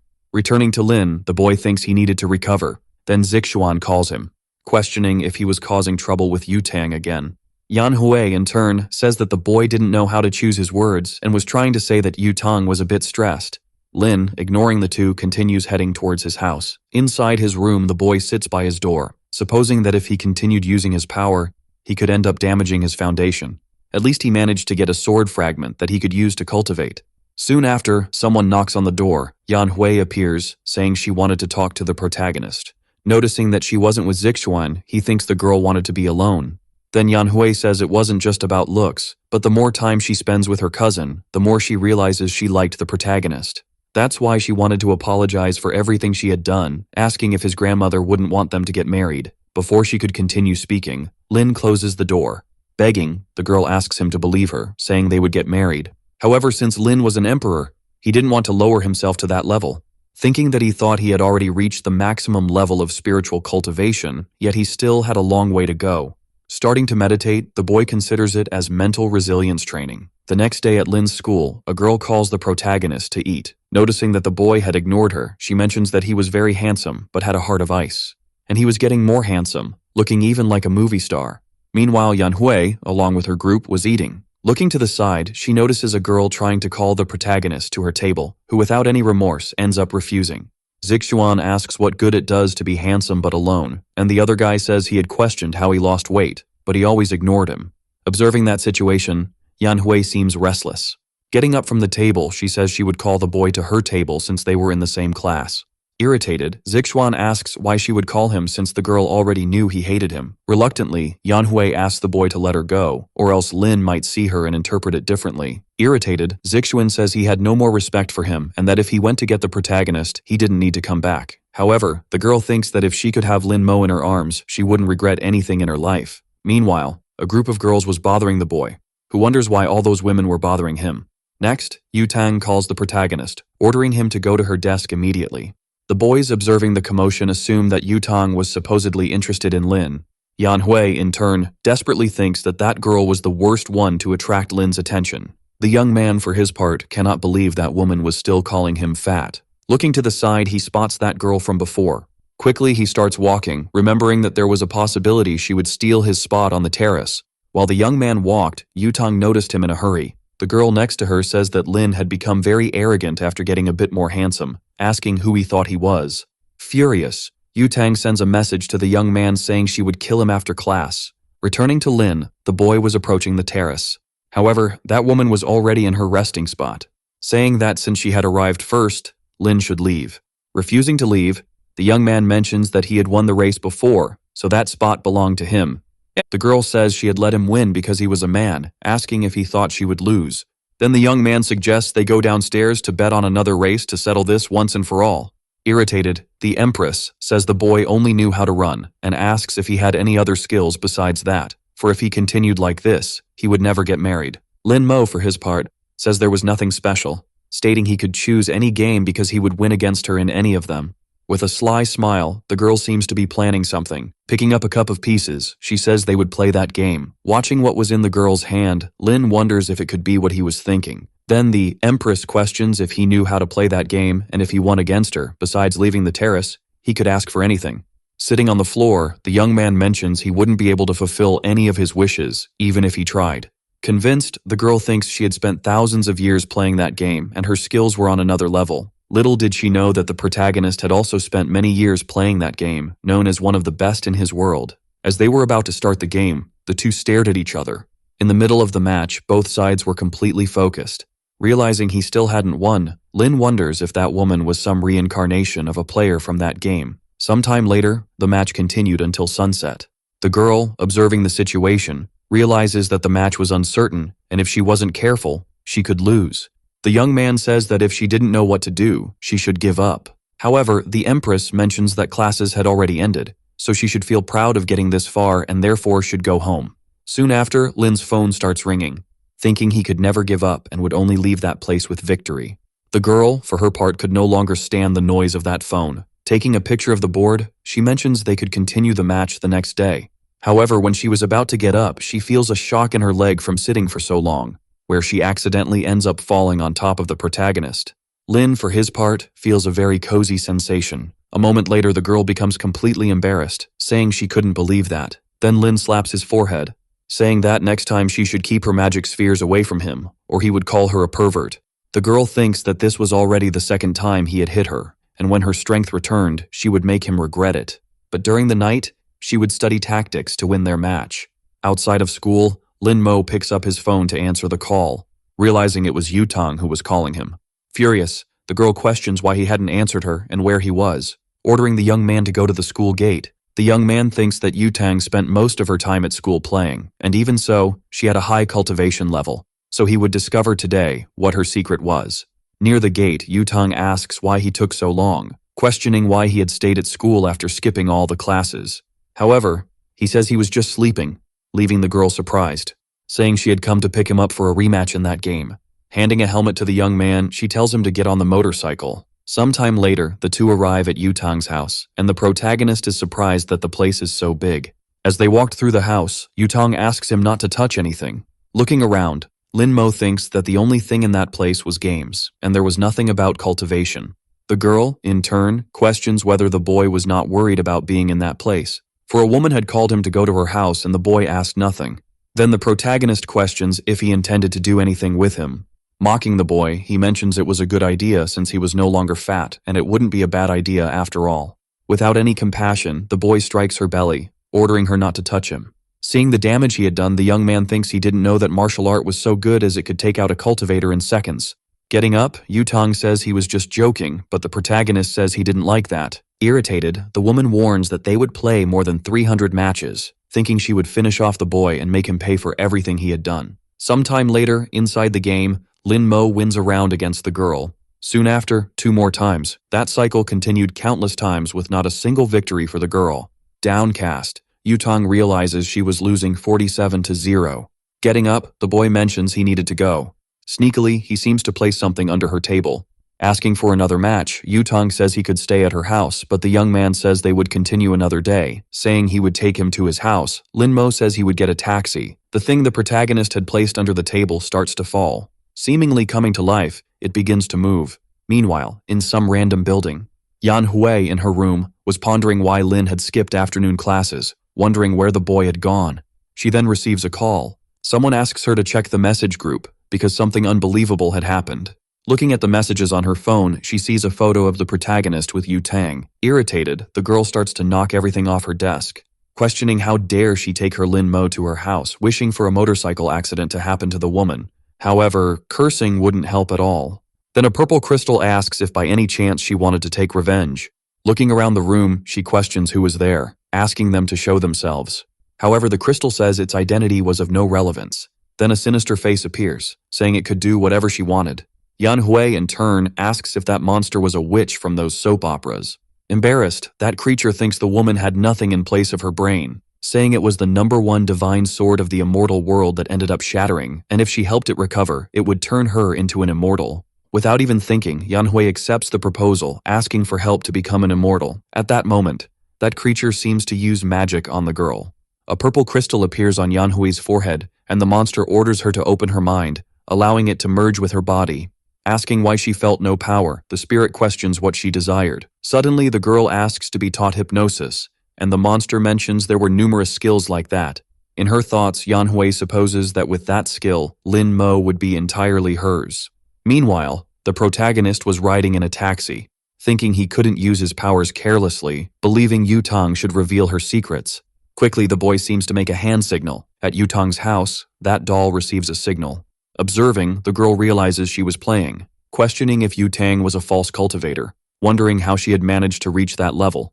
Furious, Yutang cannot believe she lost to a stinky fat guy. Lin Mo, in turn, gets irritated by the girl's words, mentioning he would now crush her in all the games. Then Yutang remembers she had to do something. Watching her leave the room, Lin Mo wonders where the girl was going. In the room, Yutang was changing clothes. Wearing a suit, she says it would work. Opening a closet, there were numerous combat weapons in that place. The protagonist thinks that even if all that was of low quality, it was still hard to obtain in this world. Starting to run, the doll jumps into the girl's clothes, thinking that this time he would discover her secrets. Sometime later, Yutang arrives at a building, thinking she should find out what shampoo the protagonist used because it smelled so good. Inside that building, the girl approaches a door. Meanwhile, someone says they should raise their glasses to celebrate the newlyweds. In that place, a wedding was happening, and the woman mentions the bride would make a speech. Taking the microphone, the woman thanks all the people who came even without time. Meanwhile, Yutang sits in her place, thinking that now she just had to wait for it all to end. After a while, the other woman declares that the wedding ceremony between Linyu and Xiuqiu has ended, and now they could start the party. Returning to the two newlyweds, his wife asks if he is very tired, but the man asks her not to worry because he just needed to change clothes and drink something. While they were talking, someone approaches the two lovebirds. It was Yutang standing in front of them. Realizing who it was, the young man becomes desperate. The bride in turn asks if something is wrong. Then Yutang says that now that his wish has been fulfilled, it is time to go. As he begins to transform, the man asks if she thought fulfilling wishes was so easy. In that instant, the young man transforms into a werewolf. When he was about to attack the girl, Yutang uses a talisman. Dodging the attack with a leap, he draws his sword. Attacking the wolf from above, with one blow, it is knocked to the ground. Holding its neck, it thanks the girl, and in a matter of seconds, its head disconnects from its body. Desperate, his bride tries to help the man. In her thoughts, she apologizes to the woman because she would never see her again, mentioning that that form was a stupid way to die. Returning to human form, his wife runs into his arms, pleading for him not to die, ordering them to call an ambulance to help him. Furious, the woman says she would kill the girl. Yutang, in turn, mentions that she did not know her husband because he was an expert in draining energy from women, turning them into slaves, saying he was just doing his job and that it was nothing personal, using a talisman to make them forget everything they had witnessed. Soon after, the bride ends up fainting. Calling someone, Yutang says he has finished his job and now they should take care of the rest. Meanwhile, that doll falls from the girl. Running towards the man, Linmo realizes that it was a metamorphic fox that would be very useful. Linmo decides to save the fox and thus begins to perform the soul reincarnation spell. The golden aura of his paper doll begins to rise towards the fox. The body of the former fox man starts to have its soul extracted. It goes towards the doll that was with its arms crossed and ends up entering it. Thus the object completely changes its form to one with long silver hair. The little one ends up running desperately, and 20 minutes later, he reaches the hand of someone who was waiting for him. This being our protagonist, who is outside the building. The man's soul thinks he is going to die, so luckily, he managed to take revenge, but laments not having stayed with his beloved. Soon someone calls him by his name, Chen Xiuqiu, and asks if the fox really wants to die, or if he prefers to live. Opening his eyes in that abysmal darkness, the man admits he does not want this to be the end of his life. He still has much to say to Zhou Linyu, and no matter the cost, the man still wishes to live. Our protagonist informs him that he will give him a new life, and in return, he must serve him for 10 years. Thus, the little one ends up opening his purple eyes, revealing an adorable appearance, now of a young fox man with long gray hair. He looks around the ritual he is in, thus seeing our protagonist, who remains silent. Xiuqiu has never heard of such powerful magic and wonders if it was this young man who summoned him. Soon he looks up, recognizing that this is the most powerful man he has ever met in his entire life. The little one ends up kneeling over the ritual. He introduces himself as Chen Xiuqiu and will be there to serve his master, saying he is very grateful for this opportunity to be under his orders. Linmo wishes for him to tell everything he knows about the cultivation of this world. The fox promptly confirms and asks where he should start, to which our young man informs he wants to know about the way of cultivating. The little apprentice explains that, due to the scarcity of energy in this realm, cultivators go to other secret realms, being completely limited because everyone is being controlled by powerful clans and families, reaffirming then that even an ordinary practitioner would not be able to join a sect if they did not have connections or background. Everyone is welcomed by the clans, but only to be used as furnaces and eventually destroyed for cultivation. Our protagonist realizes that this has become a malignant cultivation, which the little one confirms, saying that this logically happened due to the lack of energy. And, logically, the community of cultivators has always hunted the users of these malignant sources. Our protagonist asks if they resemble the cultivator Zhao Yuteng. With a brief smile, the fox confirms and then ends up saying that this girl is not only the most talented, but also from the Zhao family, one of the 3 great families. The other one decides to ask if there is an immortal kingdom, to which the little one says he doesn't know. Quickly, the boy ends up shouting and asking to visit his beloved during these 10 years of servitude, to which the protagonist confirms but informs him to never reveal himself. Completely proud, he never imagined he would find such a generous master and accepts that it is very easy to please the immortals. But soon the next day, he ends up being impressed while inside a backpack. Realizing that his master is in fact someone completely unexpected. Being a completely ordinary high school student, he then thinks that he must be some kind of boss of that place. The fox thinks that our protagonist is completely popular and all the women are staring at him, assuming thus that our hero is the best kind of person, since if he were a woman, he would also be pursuing our protagonist. But, completely ignorant, he wonders what the young man has in mind, as he can't go a minute without thinking of illicit things. Soon our protagonist reaches his chair, but he ends up noticing something strange, this being some snacks that are found at the bottom. Lin Mo wonders if this is something from his annoying friend named Song Yun Shu. His ex, He Yan Hui, approaches saying she remembered what his favorite snacks were and bought them, and Lin Mo can't believe it was her. Our boy's cousin approaches asking what she is doing and gets extremely angry. She claims that our hero is her fiancé, and, therefore, it is normal to pamper the protagonist a little, which leaves the man completely irritated. With tears in his eyes, he prepares to slap the girl's face while calling her a bitch. Yan Hui holds his hand with extreme strength while telling the boy to stop it. Our protagonist is impressed that his cousin is someone who couldn't even slap a woman. The girl says she will only say it once and ends up stating that she will punish him if he continues bothering our boy. Thus, leaving the purple-haired boy completely helpless and crying, he runs away from there, leaving the girl alone. She says that if anyone bothers him, he can call her, and she will come back and sort everything out in his place. The girls think it is ironic that the girl now shows interest in the protagonist, as he has been getting more daring as he has become handsome. Soon noon arrives, and we can see the school cafeteria. A girl with blue hair calls for the blonde, saying that a young woman named He Yan Hui is stealing her man. But the president says they are a bunch of idiots and claims that the girl can have the fat one, as he doesn't interest her. Soon, a certain presence catches her attention, this being the protagonist's ex, who appears with a smug and wicked look. She ends up shouting Lin Mo's name, who is our protagonist, thus calling him to eat with her. Soon, the girl with blue hair thinks she is trying to provoke, and, therefore, tells Yutong not to take it seriously. But, with extreme brutality, the blonde says that if the protagonist annoys her, then she will give him a beating. Soon, anger rises on our hero's face. Thus, he ends up leaving the place with his ex, who is convinced that she can be with him. He can't believe he lost his cool after so many years of cultivation and therefore believes he has much to learn. In his pocket, the little fox thinks that his master is truly someone amazing, as even someone like Zhao Yutang is jealous because of him. Furious, the girl asks if the boy really complained about her, but the blue-haired one just says to ignore it, as she can't hit a boy. She decides to forget about the fat one, and then thinks about the girl, as she is being very bold. Our protagonist finally arrives at the ground floor of the school.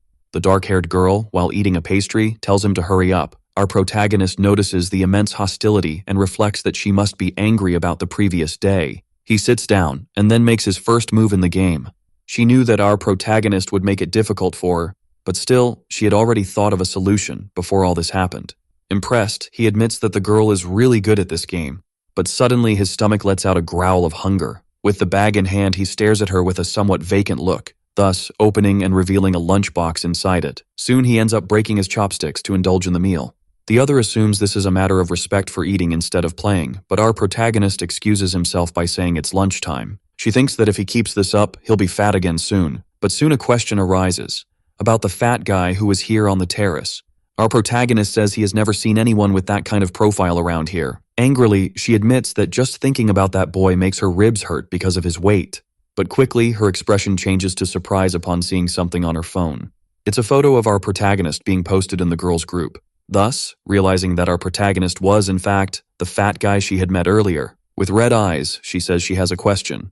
Recalling and showing the photo of the protagonist, she asks if he really didn't know this person from the phone. With extreme shamelessness, the protagonist says he has never seen anyone so fat, to which the girl gets annoyed, saying that Lin Mo is a terrible liar. But she understands that he doesn't want to talk about the past and, therefore, says he doesn't need to worry since she hadn't asked about that. Soon she ends up rummaging through her bag, revealing that she washed his jacket, but thinking it won't fit someone of his current physique anymore. A light shines in her eyes, perplexed by this gesture. Then, he collects the clothing while remaining completely stunned. Quickly, the young woman ends up standing up, accepting thus that it was a tie and saying that he is indeed very good at the game. Our protagonist informs her that few people can match him, but she was one of the few who managed to surprise him. The girl admits that from today on, their fight is over, but ending it this way leaves the protagonist in silence. Quickly and with conviction, he ends up calling her, saying that it would be better to have a best of 3 to decide a winner. With a cheerful smile, she accepts his proposal and then reveals that her name is Han Xinyi. Our protagonist is surprised by this name at first, but then reflects a bit. His little fox jumps out of surprise from her bag. He is surprised that he is so powerful that all the women throw themselves at his feet. But our protagonist reveals he has a question, which is about where her resources for the evil cultivation come from. Promptly, the little one replies that they come from the Dark Door Network. The items are protected by the Shadow Clan, which is primarily responsible for the protection of both demonic cultivators and members of other families. But they can sell them to good-natured people if you have money. Our protagonist is surprised and then asks how he made money. The little fox replies that he has done several assassination missions, but ends up saying that the quickest way to get money is to find a sugar mommy. He assumes that his master doesn't even need to work since a sugar mom would be the best option for him. But quickly, the protagonist's hand flies in his direction, grabbing him while he squirms, saying he shouldn't have said such things. Lin Mo then puts him in his pocket, informing him that when he gets home he will take a look at the materials, and especially how to make spiritual amulets. Night begins to fall over the school, which is now silent. At the moment of leaving, the blonde ends up calling him by the name of the fat guy she knows. But our hero just diverts, causing Zhao Yutang to get irritated and tell him not to pretend he didn't see her. She ends up saying that today, her ex-girlfriend provoked her and tried to embarrass her, but our protagonist reveals that Yan Hui is not his ex-girlfriend. The girl doesn't care but informs him that she is a respectable person, and therefore he should cooperate, saying he can go with her for a motorcycle ride. In silence, the protagonist just keeps his face unchanged while reflecting. The girl, with a mischievous smile, questions whether Lin Mo will be able to get on by himself or if he will need her to carry him. When he ends up agreeing, they both go to the motorcycle, and she calls him a good boy. Behind a post, someone watches the blonde and curses her for going out with his precious Lin Mo. A dark voice ends up asking why she doesn't hypnotize him. But the younger one decides to reveal that she wants the protagonist to surrender to her body and soul voluntarily. Both end up leaving the school in a desperate manner. The protagonist notices this and says that Yutang is going too far. With a mischievous smile, she says that he is very naive for believing the words of a woman. In a broadly suggestive manner, the protagonist asks if she really likes him, leaving her blushing and confused. The motorcycle suddenly skids to a stop. With a red face, she asks if it wasn't clear enough that she isn't interested in him, to which the protagonist asks if she really doesn't want him. The girl tries to refuse with all her might, and the protagonist simply accepts, saying that they are just classmates, so she shouldn't get too involved with him. Yutang reveals that she has a line of people wanting to be her boyfriend, and even so, if it weren't for the games, she would never have looked at the protagonist. In the pocket of our young man, the little fox thinks that her master is truly surprising. He wonders when he put that paper doll on her, and on top of that, how he did it with a regular A4 paper. Sometime later, we can see the house of our dear protagonist. He thinks about the shadowy door network. Soon after, he calls for his little companion, who jumps onto the table. With quick clicks on the keyboard, he confidently says that he will enter the shadow network as quickly as possible. Thus, he keeps hitting enter hard and manages to access it. But the little fox ends up landing on a site with highly suggestive content. This is a site for renting a lady of the night, or even books with explicit adult content. Lin Mo then wonders if this is the right site, to which the little fox replies that it is the right site and he just needs to go to the treasure page. He thinks he has found the real world of cultivation, but even a lower-level spiritual weapon from the immortal realm is a superior treasure in this world. The most important things he will need are 1,000-year-old ginseng immortal stones, but they cost over $100,000. His little companion still tries to convince him to sell his photos to rich older women. But, with a stressed face, the protagonist asks if he looks poor or something like that, to which his little apprentice understands. Our protagonist then asks for the money that the little fox has, but the tiny one says he only has 30,000 in his account. Grabbing the mouse along with his computer, he says that will be enough. The young man with white hair decides to question whether his master really intends to make talismans. Soon, Chen Shushu tries to suggest that the boy look for something else, since talismans can have a good price, but they are hard to make, and the materials they have are of low quality. Our protagonist informs that he will only make low-level talismans to sell them, so he tells her not to worry about anything. Then he distances himself, telling her to go back to training, and his little apprentice thinks that, with these materials, he will only be able to make trash and useless things. The next day, we see Lin Mo now wearing an outfit that hides his identity, along with a mask and glasses. A man in a van asks if the delivery is his, to which he replies that it is the White Fox. Thus, the large box is received in his hands, and the delivery person asks for a 5-star rating for his great work. The younger one assumes that this is indeed a fast delivery service and, therefore, thinks about rating it. In his pocket, his apprentice informs that the Dark Clan has a business network that rivals even the great families. Soon after, we can see a few minutes later where the protagonist stares at 2 papers on his desk. The little white fox questions in thought if he really intends to make these talismans. He has heard that the talisman masters of the great families spend years training before starting, and even then, only 30% of them succeed. Our young man ends up sighing while closing his eyes. Then he starts drawing the symbols on the paper with extreme agility. Quickly, he says he has finished the dragon talisman, which surprises the little fox. He thinks it is impossible to have made the symbols in a simple instant, and especially, to have made two at the same time, and swears he saw a dragon appearing out of nowhere. Our protagonist tells him to stop making noise, as these are low-quality talismans. Moreover, it is a pity that he only has enough spiritual power to make two and admits he needs to buy more spiritual stones. Right after that, Linmo is going to put these items up for sale and announce them for $500,000. But he quickly gets surprised by having posted it, as the bids started to rise anonymously, but rapidly. His companion informs him that talismans sell very well, and that great cultivators and even ordinary people use them, which is why they are considered high quality. Soon, our protagonist realizes that something might have happened to his paper doll. Looking closely through the doll's vision, he notices that the blonde is also in the dark web observing something strange. With eyes full of dark circles, she decides to say that working on the investigation of a kid who has gone missing is really exhausting. Until suddenly, she ends up seeing the ad for the high-quality talisman, along with the invisibility effect, which seems quite convincing. She assumes it's a good time since she doesn't know this demon, and it's better to be prepared to observe him if necessary. Our protagonist thinks that a spiritual stone might be useful, and besides that, a missing demon is really strange, and wonders if it could be the venerable demon. We then see the next day at school, right at lunchtime. Our dear Lin Mo climbs the stairs until he is interrupted by three boys. They end up offending him and asking how he dares to disguise himself to attract the girl's attention, but inside, the boy remains the same trash. Our protagonist maintains his dark and neutral expression while looking a bit down. His ex-girlfriend says she is enjoying this hypnosis more, as it is giving him an unbelievable chance.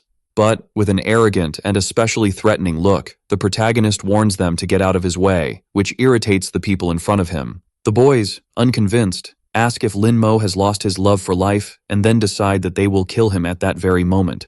But before they can hurl more insults at the protagonist, he ends up being grabbed by his huge hand. Our young man pushes him against the wall in one swift motion with extreme brutality. The impact was so powerful that it knocked his consciousness away. And then, with an irritated look, our protagonist glances to the side. Seeing the two horrendous henchmen, he questions whether he really desires death. His ex thinks this is the time to intervene and manage to have the protagonist in her arms. But quickly, a girl with black hair passes in front of her. She ends up shouting for them to stop tormenting him. This is the board game colleague that the protagonist met, who then questions what is happening there. The beaten and crying boy lies, saying they wanted to be friends, but Lin Mo ended up pushing him and punched his nose. The young girl questions if this is really the truth, as there's no way to know if the boy is lying. Soon after, the protagonist's ex starts cursing the girl, saying she stole her scene. Then, she pretends to have just arrived and asks if her protagonist is okay. As she heard there was a commotion and ran over, she asks if it was the girl who did this and thanks her, saying next that one day she will treat her to lunch to thank her better. Then she takes the protagonist's hand and calls him to leave there. But promptly, the black-haired girl ends up holding his hand. She, with a confident tone, says that this is really detestable, as a woman should not take advantage of a defenseless man. With a malicious and angry expression, the girl tells her not to come near her or get involved in her matters, as that is the best she can do. The protagonist tells her to leave her alone, as they can already go. Yanhui realizes she is losing control over the protagonist and, therefore, tries to use her hypnosis. But promptly the hypnosis was nullified and thus did not work on our hero. The demon accompanying her informs her not to use magic for the rest of the day, as he has a bad feeling. The black-haired girl mentions having heard that the younger one ended up rejecting the protagonist. Then she passes in front of her, leaving her angry by saying she feels sorry for her. But the brown-haired girl ends up standing there. Soon, trembling with rage, she can only think about how unpleasant this girl is, and calls the protagonist a shameless dog for not obeying her orders. Next, we see after classes where the protagonist arrives home. He is in front of the computer, along with his little companion. Then, Chen Shuchu ends up saying that someone offered 2 spiritual stones and a lot of money, understanding that this person really knows how to do business. Our protagonist realizes that the offer is from the blonde girl and wonders if she is a member of the Phoenix, adding that this could end up being a trap. Lin Mo then says that his companion had told him that the Phoenix group was responsible for eliminating evil cultivators, so there's no reason for them to be there. But the little fox reveals that a trap is not necessary, as the Dark Portal Network already cleanses all evil cultivators every day with the help of the Phoenix group. Next, a small notification pops up on his computer. He notices that the chosen meeting point was Fangtong Station, which is an apparently normal place. Even so, just to be safe, He goes disguised as always. His little fox ends up being perplexed to know that all this is unnecessary, as the website and delivery are completely secure. The next day, after classes, the protagonist managed to get the delivery. He thinks that, after the commission of 200,000 in cash, only 700,000 and the spiritual stones are left. But still, he didn't expect the quality of the items to be so poor in this world. Our young man then absorbs the raw material all at once. With a smile, he realizes that at least he will still be able to recover some of his spiritual power. Then he picks up 2 more talismans that he had made, thus releasing a huge dragon from the 2 papers. The protagonist informs his little companion to sell the 2 on the Dark Portal network, which he confirms. He can see the comments from people really praising whoever the master was that made these 2 types of talismans. Lin-Mo thinks that this world is really backward in terms of cultivation, and it's strange for them to get excited over a simple first-level talisman. Quickly, his little companion becomes excited and perplexed, because someone offered 3 million all at once to the protagonist, but soon the price rose to 4 million all at once. Someone in a completely technological room asks if he has gone crazy, wondering how a first-level talisman can cost more than 3 million. Quickly, someone on the microphone just said that the invisibility talisman that was sold earlier was not normal, and that's why they want to find out about the manufacturer. At the blonde girl's house, she observes her state-of-the-art computer. Quickly, she starts to get even more irritated seeing something in front of her. Yu Tang then clicks her mouse all at once, thus adding another million to the talisman auction. Our protagonist just watches the prices rise with his arms crossed. He had to cover his little companion's mouth so he wouldn't disrupt. Quickly, the offer peaked at 15 million in cash.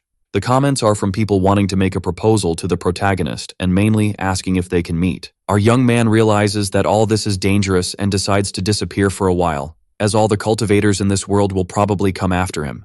But at least he will manage to get something good and decides to check on the progress of the blonde girl who was betting in the auction. Sometime later, we can see the girl's house. Our protagonist notices that she is still investigating the disappearance of the boys, all of whom are virgin boys, and it seems to have something to do with the Demon King. Looking at the screen, he realizes that Yu Tang is doing real-time surveillance, but at the same time, our boy feels somewhat uncomfortable with that, as he didn't know she liked this kind of thing. She tenses up seeing such ugliness on her computer screen and then bangs on the table, saying that this boy is horrible and not even his hairstyle can save him. The horrendous one then decides to search the internet for something, looking for tips to look better in photos. This could even be something that makes him beautiful, and he still decides to look for eccentric filters. Other things are also considered, like plastic surgeries and facial harmonization, but there's something more, such as a flat stomach, long legs, and even love handle removal. Our dear Yu Tang does not wish to continue living with such atrocity that she is seeing on her screen. She ends up admitting that not even the fat guy is as unbearable as this disgusting one. Sometime later, we can see the school during lunchtime. Our protagonist notices that the blonde girl said something that has nothing to do with him, until suddenly, his attention is drawn by someone in front of him. Being this the girl with dark hair who questions if he doesn't want to play, and if Lin-Mo doesn't wish to, then that's fine, since she doesn't want to win easily. Silence permeates as the protagonist observes the board game. Soon, he confirms that he is not feeling well, and therefore decides to leave. He admits that he doesn't want to acknowledge defeat, but the young man also doesn't want to take advantage of this situation in any way. Our protagonist then goes to the edge of the terrace, thus going up to get some fresh air, and ends up thinking that if he wants to gain the power of Yang, he will need to create a formation, and the most powerful ones are the evil ones. If only Lin-Mo had a bit of tea, then perhaps it would be possible to do what he desires. The girl decides to warn him not to accidentally fall, to which he just smiles in response. Our protagonist then walks towards her, humming lightly. But Hian Hui, who was secretly observing all of this, ends up getting more irritated. Soon our hero is stopped just as he is leaving the terrace. This is by the girl with brown hair, who is extremely angry with him.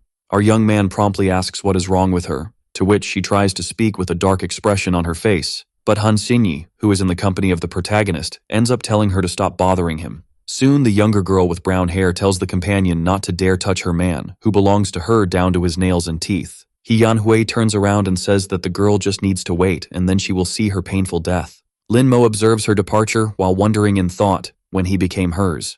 Sometime later, when night falls, we can see the house of the protagonist's ex. While she takes a shower in a stressed manner, she thinks and admits that she underestimated our hero. Yan Hui thinks she should have sought him out from the very beginning of all this, but she ends up admitting that this time, he will belong entirely to her, without any hesitation. And with a psychotic face, The girl declares that she will hypnotize him that very night to have the boy as her obedient little puppy from now on. Her aura spreads through the air until it reaches the protagonist's house. The purple energy approaches him while he enjoys his morning beauty sleep. But a barrier, a result of his energy, ends up holding back all that negative impact. His little companion wakes up and realizes that something happened, and even wonders what could have caused him so much torment while he slept. Quickly, Linmo realizes that this is a remote hypnosis technique, and that he never thought someone in this world would use something like that to hypnotize this emperor. The next day, we can see our protagonist's school, where the girl with brown hair stands in front of him, blocking and preventing his path. She ends up saying that tonight he will get ready and go to her house. With eyes full of malice, she can only imagine the taste of his lips and becomes even more anxious for the night to arrive. But then she gets a psychotic look on her face, thinking that she really managed to hypnotize Lin Mo and thus assumes that he will be obedient. On the other hand, our protagonist continues walking lightly, thus smiling as he realizes that it was she who hypnotized him last night. Soon it is revealed to us that our hero was able to stick a paper doll on the girl's back. His consciousness was already linked to the little doll that smiled at our protagonist. Thus, we can see him at another time in the classroom, until suddenly something catches his attention.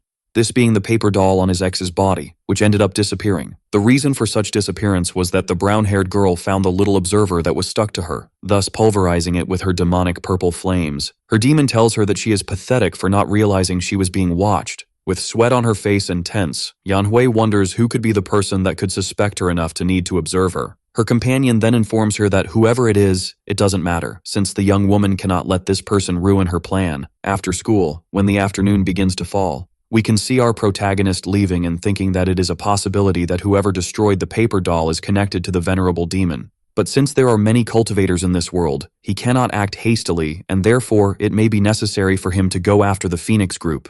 If his calculations are correct, the blonde should pass by at that exact moment. In this world, the act he is about to commit has a very specific name. Being called especially fraud, the girl suddenly gets startled upon realizing she ran over the protagonist. Soon, the blonde stops her motorcycle while our boy hits the ground due to the previous impact. She asks why he left without looking both ways. With him in her arms, she questions if he is okay and says she will take him to the hospital. But with empty eyes, the boy simply rises, leaving her confused. With a devilish smile, Linmo admits to having learned to be evil in this world he finds himself in. The blonde wonders what is wrong with him and even tries to pull him. But the protagonist reveals that he will go to his ex-girlfriend's house tonight, as the girl is waiting for him for a special night. She is surprised by such a statement, knowing that this is not in the boy's nature. Suddenly, surprise settles on her face as she realizes one more thing. She tries to call out to the protagonist, telling him to come back to his senses, but he ends up passing by her, leaving her completely dumbfounded. Yutang wonders if this fat guy really ended up being hypnotized, making a gesture with her hands to break the spell. She ends up drawing a star using her own fingers in the air, thus resting her hand on the boy's forehead. The shine in his eyes, which had previously faded, begins to reappear little by little, but quickly disappears again. She realizes it had no effect and wonders if the person who cast this spell is really that powerful.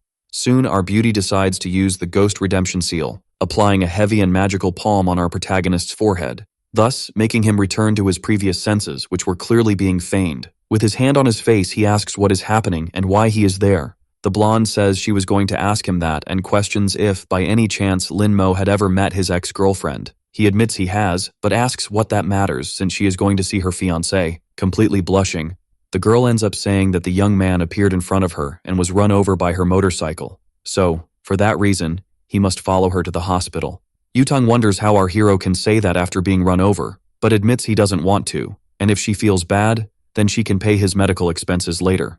The girl ends up grabbing his collar, leaving him completely agonizing. Then, she rubs the paper in his face, saying she will give him a check at the bank, since she doesn't want to have to worry about a lawsuit from him in the future.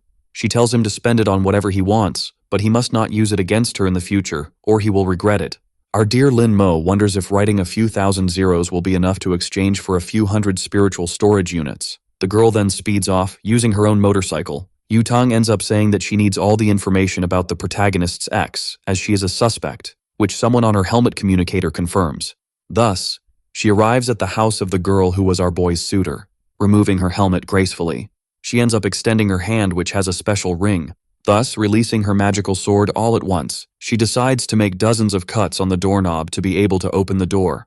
The cuts were so perfect that the door itself fell, but not the doorknob, which remained stuck in the shape of the door. She ends up entering, seeing some family photos, appearing not to be of her family, but rather of two boys who seem to be her friends. She then reaches the room of the protagonist's ex, thus realizing that she is a total crazy person for having thousands of photos of the protagonist pinned to her wall, even ending up noticing several manuals of our protagonist and then decides to see what they are. Reading curiously, she ends up flipping through the pages slowly. Her face begins to turn red with such indecency in the pages. She admits that all of that is very perverted and then decides to put an end to it, until her communicator informs her that they have a new problem, saying that Yanhui has suddenly and completely suspiciously disappeared. The girl can see that by the young woman's plans, it is very likely that she has something to do with the missing persons, and therefore must tell the team to put out a missing person notice.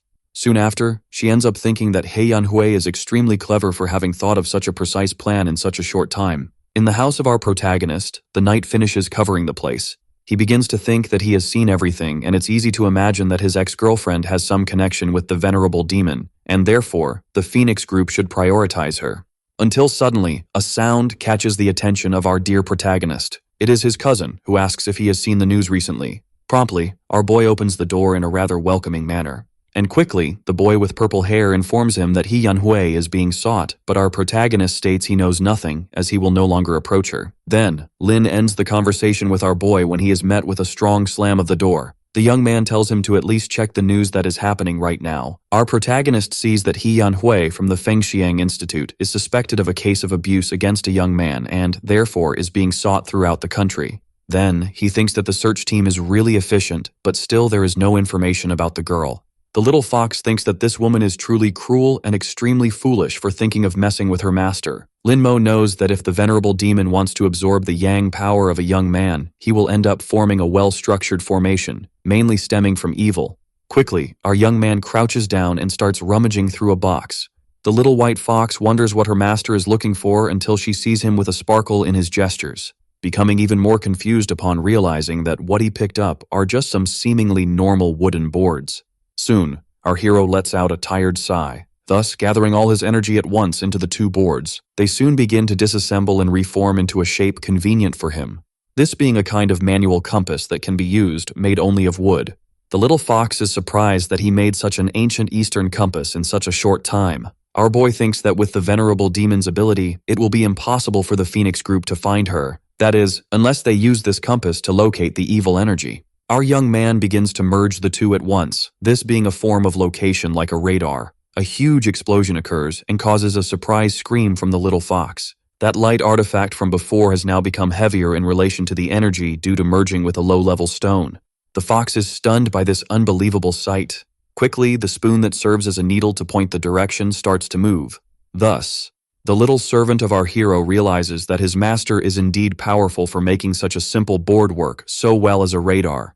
Our protagonist then asks the little fox to hold it, which the little spirit confirms. He then questions his master what this compass does that is so special. Quickly, our protagonist explains that it serves to search for places where there is the highest concentration of yin energy in the city. Suddenly, something catches the attention of our young man, leaving him completely startled. He tells the little fox to hide, which she obeys with extreme precision.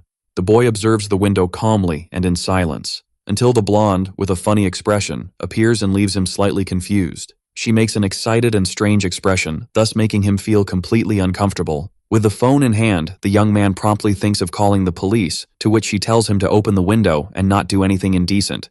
She apologizes for what she did, saying it was something necessary.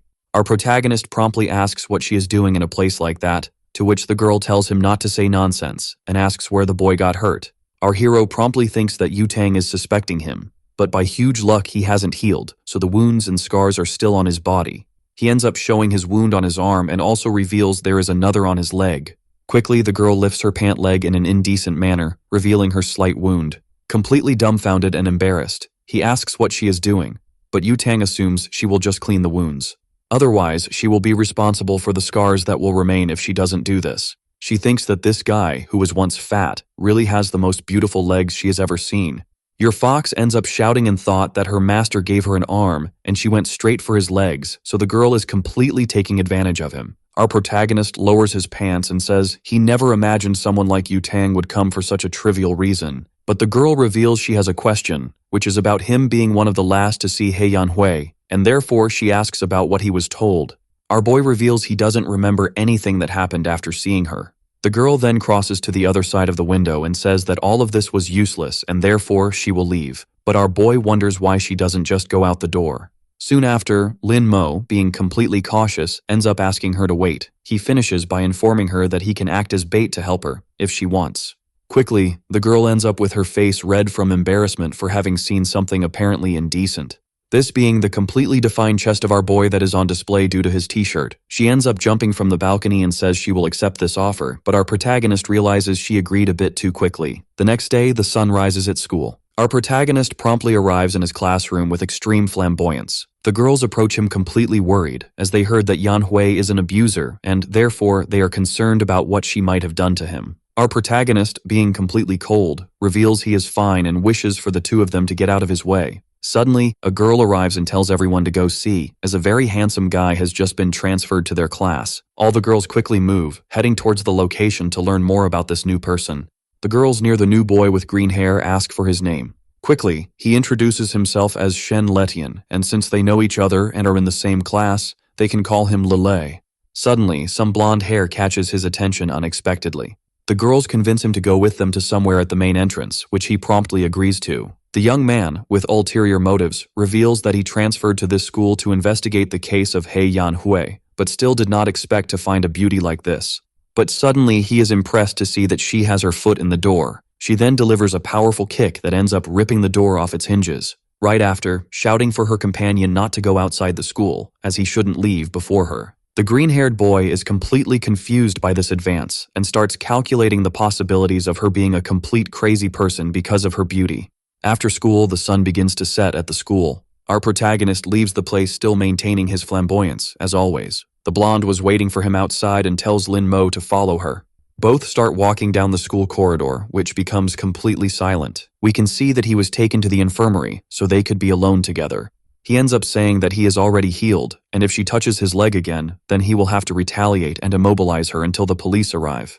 But the girl reveals she doesn't care about that, and then asks our hero to look at a document. She ends up revealing that she has a police relative, and he found a diary on how to take care of our protagonist at He Yanhui's house, which is a clear lie. Even though the boy has read this before, he is still surprised to see certain details of somewhat questionable fetishes on the pages. The girl, blushing, says that her plan seems to have a certain detail about observing men and taking them to her house, and apparently Lin Mo was one of those men. But the protagonist reveals he never thought she would be a pervert and should have discovered this earlier, as he could have prepared in case something like that happened. The blonde then says they searched for her all over the country, but still found not a single trace of her, not even in her favorite places. Our protagonist then takes off his glasses and reveals that he remembers He Yanhui always liked scary places since she was a child. So, probably she must have hidden in one of those places. As for why no one found her, it's because she must have used some kind of makeup. He says all this while maintaining an extremely cool pose, to which the girl reveals that our hero doesn't need to be a school detective. Yutong realizes that all of this makes sense, as she must have used some kind of disguise to hide. She notices that He Yanhui really likes dark places and, therefore, must have taken many young boys to practice her evil arts with the bodies of those defenseless kids. The girl then says that this is all she has to talk about for today, and therefore, our hero needs to leave at this very moment. He ends up giving a devilish smile at all of this. Soon we can see his house, where he appears completely defenseless. He has already given her the clues, and next time, Zhao Yutang will go to the darknet to buy a magical weapon to help find the yin energy. The boy then calls for his little apprentice, who quickly appears. Our protagonist ends up asking him to put that up for auction on the dark door, that is, the compass he made extremely quickly. Promptly the fox understands and begins to type on the keyboard with extreme speed. He decides to set the starting price at 10,000 in cash, and then publishes it. Next, he reveals to his master that he has already put it up for auction, and it's just a matter of time to see the results. Chen Xiushu notices that the price is rising abnormally, as if it were an item extremely coveted by everyone. Quickly, the 10,000 in cash turns into 5 million in a surreal speed. At the same time, we can see Zhao Yutang's house, our blonde. She notices that the price has already reached 5 million in the blink of an eye and is still rising non-stop. With a sly smile on her face, she reveals that these people really like to flaunt money, and then says that they have no money compared to her. Our protagonist, through his observation role, sees that Zhao Yutang is indeed bidding with extreme eagerness. What appears most is that she will manage to get the item, and, thus, will be able to track down our dear protagonist's ex. Quickly, the price reaches the incredible mark of 10 million. The little fox realizes that it has achieved a surreal result in just a few seconds and wonders how many married women have that much money. Soon after, we see a day later, where the blonde is gathered with several other women and an old woman with a cane. She reveals that the place with the highest concentration of yin is exactly there. The old woman thinks aloud that this is a great treasure pointing hundreds of miles away and reveals the strongest yin energy, and therefore must be very rare. Our girl realizes that she is a specially invited expert by the group to help on this mission, and that it is not easy to receive compliments from this woman. Pulling her cane, the old lady reveals a weapon, and then says that she will explore the path ahead, and they should wait there. When the elderly woman approaches, a huge green and demonic hand suddenly appears in front of her. A gigantic explosion occurs, resulting from a special attack that the woman used at the right moment before being hit. Our protagonist, watching everything with his paper doll, can only feel tense about this situation. He recalls that there was no way to break the formation and that this could be some modern weapon she pulled from the ring. He realizes it is something unprecedented in this world and then assumes it is something incredible he never imagined. Suddenly, his wall breaks due to an extremely muscular woman who just arrived while carrying our boy's cousin. Our young man is surprised by this, as he sees that the girl is emanating a strange green and evil aura. The little fox calls for her master and says that this woman also ended up breaking the protagonist's cousin. Linmo says he knows this well and therefore asks the little fox not to move, as he has already thought about it and that there are things that cannot be done. Apparently, He Yanhui has hypnotized them to want to kidnap him. But since the Phoenix group is still fighting, it is unlikely that his ex will make an effort to come personally there. As the fist comes toward him, he keeps in mind that there might be a deeper meaning to all of this. This being the possibility of a trap set by Yanhui to capture the Phoenix while kidnapping him. All he has to do is simply wait for Yanhui to regret it, and fortunately, he managed to use his aura to protect his body and stay awake. The woman ends up taking both cousins to a white van that is outside, waiting for them suspiciously. She abruptly and violently throws the two, who have bags over their heads, into the car. Quickly, she leaves the location and drives through the streets without a care in the world. Soon, the one who was driving arrives at an abandoned factory, where the protagonist's ex is likely hiding. The woman then removes the bag from our hero's head. In a sadistic manner, she is impressed that it is him who is there, clearly being a facade. She asks if he is surprised to see her again in this place. With a devilish smile, Linmo admits that he is indeed surprised by all of this, thus insulting her. She becomes extremely stressed due to the arrogant tone that is laden in our boy's sentences. Throwing the boy against the wall, she can only assume that he has a big mouth and is bold to speak to her that way. Linmo advises her not to get close to him. Unbuttoning her shirt, she says that he is still pretending to be arrogant and wonders if it was Zhao Yutang or Han Xinyi who took his virginity. Her demon informs her that the blonde has broken the formation and is quickly coming to this place, so it's better for He Yanhui to hurry up and get the job done. With a devilish smile, along with a wicked expression, she says it's true, since the Emperor is waiting for his next special move. She assumes that the protagonist should stay there and wait, as she will return after testing the Emperor. Our boy becomes tense at the possibility of the demonic sword or the venerable demon communicating internally with the girl. In a dark cell where water can drip, we see some time later, where the protagonist's cousin is sleeping soundly, even in a situation like this, until he wakes up desperately and begs not to be killed or abused. Looking around, he asks to be spared from this cruel fate and, above all, wonders where he is. In another place, we can see the crater made by the old woman who broke the formation.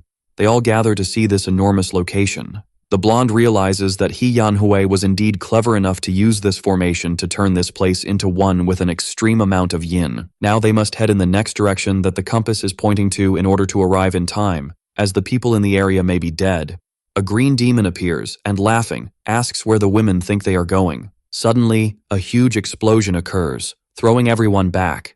Laughing wickedly, this flame demon claims that everyone there will die without further demands. We can then see the forest where the demon was summoned. A deer that was calmly eating the grass in that lively place suddenly notices something. This action briefly startles it. It is a gigantic explosion of green energy that breaks the ground.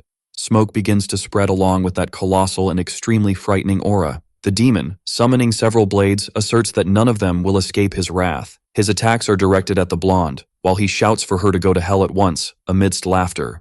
When these attacks were close, the old woman protected the girl before she could be hit. The elder claims she will handle the demon while the others escort Miss Zhao away, as her importance is too high to let her die at the hands of the ghost. The hot-headed spirit asks if she really plans to defeat him alone. Reaffirming that no one will leave there alive, he forms several seals with his many arms. He shouts, threatening to bury everyone there that very day, and thus forms a formation. Now in the form of a seal, it falls towards the location where the group is. The old woman quickly realizes that this is the formation of the soul devourer. She then shouts for everyone to use their auras to protect their bodies. One of the women doesn't have enough time and, therefore, begins to feel her body burning and agonizes. Her screams are heard as her life drains away along with her skin and flesh. The blonde is shocked and frightened by the wicked scene that just unfolded before her. Thus, she takes out a special bow from her storage ring, along with an arrow made entirely of energy. Drawing the weapon's string, she can only say that this is a unique case, and therefore she will need to use ranged attacks. She informs that she will focus on attacking the ghost's face to manage to escape from there. Her aura arrow begins to magically alter its trajectory, thus hitting the demonic face with enormous mastery, along with a great explosion. Even so, that demon informs that this is nothing compared to its immense power. The old woman says that her vital and magical energy is greatly weakened due to the formation, and therefore, they will not be able to cause any damage to it. Soon the spirit begins to inflate its mouth with something, this being a thick and completely dense smoke. Zhao Yutang realizes that the spirit is causing the corpses to resurrect. Thus, her former companion began to move in a zombified and strange manner. But, with extreme agility, the corpse was able to lunge at her all at once. With quick thinking, the blonde pulls something from her storage ring, this being a sword used to cut the zombified woman in half. The old woman then assumes she will control the poisoned gas, and therefore, the girl must take care of the blood puppets as soon as she can, thus revealing that there is no salvation for any of her companions. But, in the blonde's vision, she can see the remorse and part of the face of those she once called friends. Still, with a quick slash of her sword, she was able to finish off the monster. But, with the other adversary there, she decides to perform a maneuver in the air to finish it off. But unexpectedly, Yutang heard that dead body calling her name, thus, hesitating to attack her former friend who seemed to have regained consciousness. But it was all in her head, as the monster still attacked her and tore a part of her abdomen with a single strike. Our blonde could only cough blood and regain consciousness due to this damage.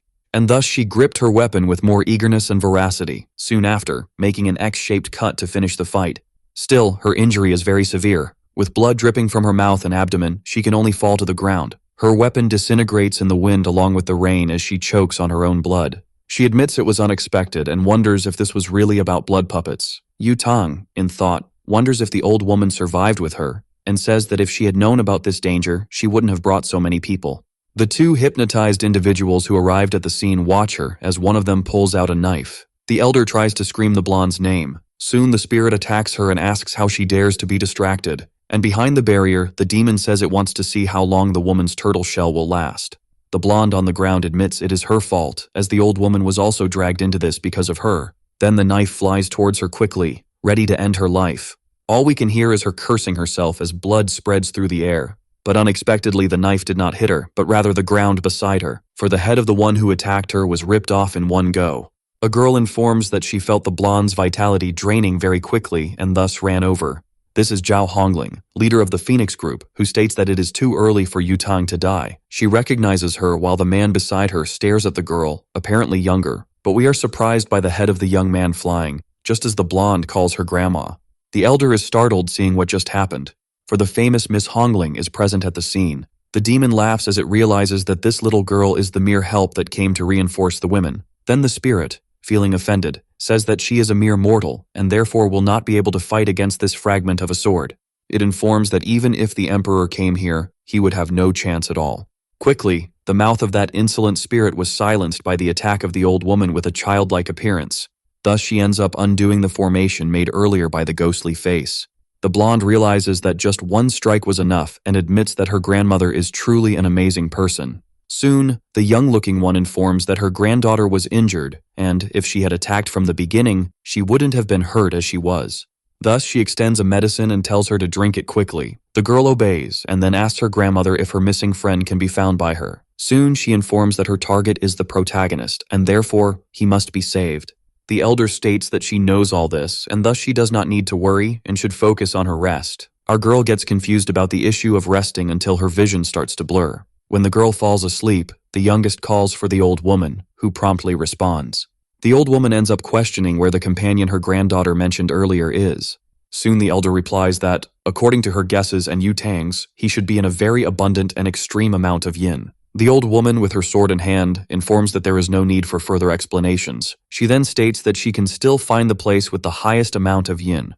In a funny way, the sword begins to float and tries to rise, but it soon ends up falling in a presumptuous and even ridiculous manner. She tells everyone to hurry, as they need to take the blonde to HQ and treat her wounds, while the elder will go to the supposed location with the highest amount of yin. She then darts towards that location, informing that she will see them later. We can see the abandoned factory where our protagonist is located. His ex-girlfriend, now possessed by a demon, begins to perform a ritual. The fox, along with the protagonist, asks what she is doing. Our protagonist informs that she is absorbing the yang power from these men to increase her own powers, and the price is that she will age.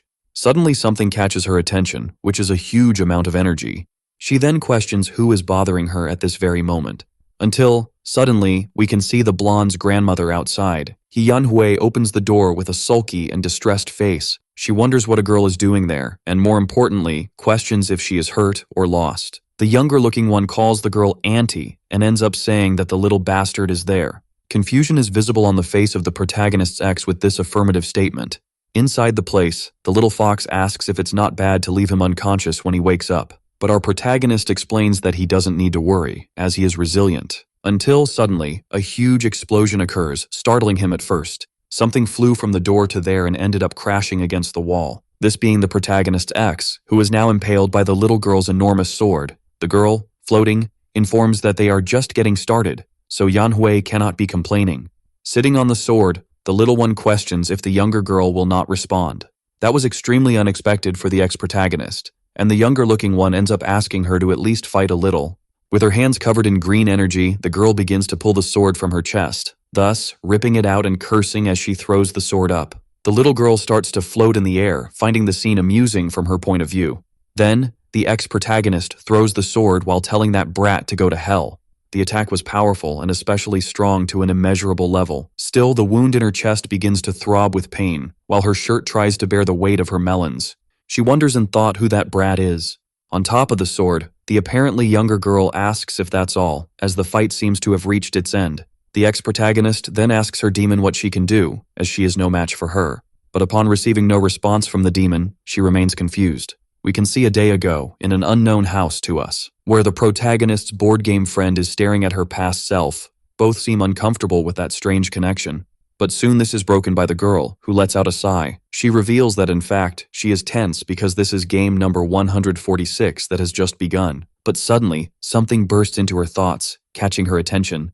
This being a strong chi from a demonic sword. We can see a distant cabin in the forest, which is apparently isolated. The boy in the demon's hands starts screaming to be let go. Then, the boy asks if the entity knows who he is. He ends up revealing that he is a member of the celestial demon sect. The demon is not surprised by this, and even recalls that the young man is indeed from the celestial demon sect, but informs that a sect as good as fertilizer like that will not be difficult for him to massacre. With tearful eyes, he realizes that this chi is extremely powerful, and therefore asks for help from someone. Suddenly, a huge explosion occurs at the door of the residence where the demon was sheltering. We can see a huge trail of dust rising and falling from the entrance that was opened. Suddenly, a leg passes by, belonging to a woman who has just entered. She stomps down hard and imposing against the ground, almost like a threat. The spirit itself realizes that this chi is not normal, as it belongs to someone unique. The one in front of him is, in fact, his long-awaited mistress. Crying, and with a red face, he starts shouting for her while running in her direction. The girl ends up pushing him with her foot and telling him to stop making such a fuss, to which he agrees. The girl recognizes him as the demon who allied with Yanhui. He agrees and says that she is right and thinks that this familiar feeling of being stepped on is indeed his master. The girl heard someone asking to be saved, this being the boy from before, who explains he is the son of the patriarch of the celestial demon sect, and therefore must let him go, and then he will do whatever she wants. Then the young man explains that the sect specializes in cultivating magic and is no less powerful than the Phoenix group. The girl seems surprised by such a statement, and then approaches. Soon, sitting on the demon and saying that she lacks men, only dogs to obey her. She tells the flame spirit to keep the boy alive, as he is a good lad, to which the spirit confirms. The green-haired boy thanks for having his life saved. but with a vacant look, he states that now that his life has been spared, he will be her slave. However, he quickly ends up falling asleep, infuriating the demon who tells him not to be foolish and disrespectful to his mistress. Soon, the spirit decides to explain his plan, which is to take Yahello as his host to regain his strength. Currently, he is hiding in an abandoned factory and, at the current pace, the demon estimates he can regain his strength in less than 10 days. The girl then asks if Yahello is completely under his control, to which he affirms that she is a lustful woman and therefore easily manipulable. Our young lady states that this is not one of the best plans, but it will still work, and anyway, she has to go after a certain someone named Lin Mo. In the end, Han Xinyi reveals she has a game that is not over yet and, therefore, cannot allow anything to happen to her other challenger, to which the demon confirms. The spirit then says it's better for his mistress to come get the fragments as soon as possible, since the matter is getting much bigger and worse by the second. But the girl asserts that there is no need to rush, as the Emperor has also come to this world, leaving the demon completely perplexed. The young woman reveals that the memories between the fragments of the demon sword do not communicate with each other, but some time ago she managed to feel a breath from one fragment. But when she was about to arrive, the key of the sword was completely dissipated by a stronger key that she had only seen in the Emperor in 1,000 years. The demon thinks he should use Yahello merely as bait to attract the Emperor, then tells her to go and kill that brat. She wonders how she can be capable of killing that girl, as she has never been in a major battle since she was a child and knows nothing of martial arts. Soon, the apparently younger girl decides to use her secret sword technique, and the protagonist's ex claims she doesn't even know how to fight or how to enter combat, and thus the demon assumes the other is useless and will take control of the body. Then, her pupils dilate in a different shape while she says that this is all special. Since the old woman is a waste, he cannot let her live another second. Amidst macabre laughter, the spirit begins to advance with the girl's body towards the apparently younger one, until suddenly a sword flies into his back while he maintains a bizarre smile. Quickly, the spirit manages to deflect the sword with a sidekick, thus laughing and taking that weapon as his to use as he pleases. Throwing the blade, he asks if Grandma likes to play with flying swords. Soon after, he ends up launching the second sword while saying he will return it to her since she enjoys such silly games. The little lady manages to protect herself using a purple spiritual barrier, deflecting the attacks in another direction. The demon ends up invoking an artifact and says he will give her a second little gift, being this a gigantic viper advancing towards the little grandma all at once. The girl seems impressed that it is a long-lost secret technique, but unfortunately the power is much less than what is written in the book. Then the snake prepares a deadly attack, but the girl says that since Yahello is angry, it will soon be much easier to get rid of her. With the sword in hand, she says that if she weren't always crying, then she would be ashamed to kill her in one go. Due to her immense weakness, the snake ends up biting and receiving a direct cut to its mouth. It ends up being split by the gigantic blow from the girl who threw her head up. Suddenly, that enormous energy that was launched from the serpent's mouth flew towards the skies. Its form began to dissolve because its technique had been completely defeated. In the sky of the place, we can see someone observing the whole scene, this being the board game companion of our protagonist who watches all of that in her demonic form. We can see the face of the protagonist's ex deforming as the spirit leaves her body and mind. The purple energy completely leaving her body ends up gathering in a single point, thus forming a fragment of the previously lost sword of the demonic girl. Soon, the old woman, apparently younger, says that she finally decided to abandon her host to stop being useless. She had never thought it would be a sword, much less a simple broken sword, and for that reason, she feels somewhat disappointed, until a fear takes over, and this is due to the sword feeling offended by being called broken. Soon, the protagonist's companion says that she is very shameless for hitting a dog when the owner is not around, and therefore, she should be more careful. The girl, completely sweaty from tension, recognizes this chi as that of a high-level underworld demon. Then her breath starts to falter and catch in her throat as she feels such pressure. Turning her face slowly, she observes this frightening scene. Her breath cannot return, and she feels suffocated by this tide of power difference. Staring at the girl above her, the grandma can only tremble as she sees the terrifying scene. The horned girl says that she is really shameless for staring at her so boldly. Suddenly, with her high speed, the demoness disappears from above the old woman. With the sword in hand, she ends up saying that she is not surprised it was so hard to find since her chi was being suppressed by the apparently older girl. She tries to use her purple energy to avoid the attack and defeat that demonic girl, thus using the 8th level Taoist sealing technique, causing pink ribbons to begin covering the girl's face and body. But among those ribbons, it was possible to see a clear look of threat from someone who is extremely superior to that technique. When the spell was completing, the ribbons began to change to a deep orange hue. Thus, the nails anchored to the ground, finishing the invocation of her sealing technique. The grandma ends up using the power of this body that belongs to her to borrow the 10,000 talismans from the 8 directions, soon suppressing the evil of the 10,000 talismans to also seal the demon. Even so, a pink energy began to emanate from that enormous sealing. Still tense, she uses 4 celestial flames to enhance the effectiveness of the spell, thus invoking the red lotus seal from the sky of evil to assist in all of this. Then, completely enclosing the girl and sealing her, she begins to recite a greater vow, where she will use the law of equality to make all demons tremble and hide. Thus, she decides to combine the techniques to perform her final spell. The Buddha made of energy closes its hands in prayer as its tears fall. Suddenly a crack suddenly appears. Thus, the enormous statue that has just emerged begins to break deeply due to the power of the one who was sealed. This was not the result she expected. It simply should not be possible. A strong red light begins to radiate from the figure. She heard that Hongling is the strongest fighter and that no one can surpass her, but she is not impressed with the strength of the one said to be the strongest. It's time to end this brat's fun. Even apprehensive, she says that things are still not over. Already by her side, the strange woman is next to her, curious to know what has not ended yet.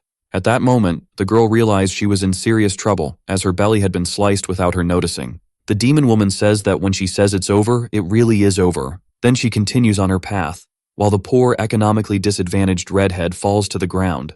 She laments to her master because the body she has now is very weak, and even with total control over it, she would be unable to use a fraction of her strength. Sweating cold due to bleeding, the modestly tall girl struggles to reach something. She needs to retrieve her blade to try to do something. After all this time, she must have certainly realized. Only that even with her there, it still hasn't appeared. The well-endowed friend looks back, seeing the blade approaching her. But this does not impress her. She simply prepared to deflect it with her own weapon. That metal seemed like butter compared to the blade she possessed. What she really wanted was to use Yu Tang to know what this one intended to do. But it's a pity that she is useless. Not to mention that she can't even serve as a test. This makes her sigh a bit frustrated with the ease of her challenge. In the silence, she shouts loudly for the immortal emperor. Surely he had seen enough and could appear and come out from where he was hiding. Provoking him, she said he must be like the men of this world and has become a great coward. The strongest man is mediocre, unable to rule the world with such little power. For if that's the case, it's simply disgusting, starting with that citizen of modest height. She shouts once more so that all those hiding can hear. If she is not stopped now, she will take everyone with one-way first-class tickets to find out if there is life after death. If they want to do something, they better hurry, because she will count to 3. One of the girls covers her mouth to say nothing. The boy is inside the cage, doing nothing. The demonic girl begins her countdown. A drip falls on his head. He appears oblivious to the situation, until suddenly he decides to pay attention to life.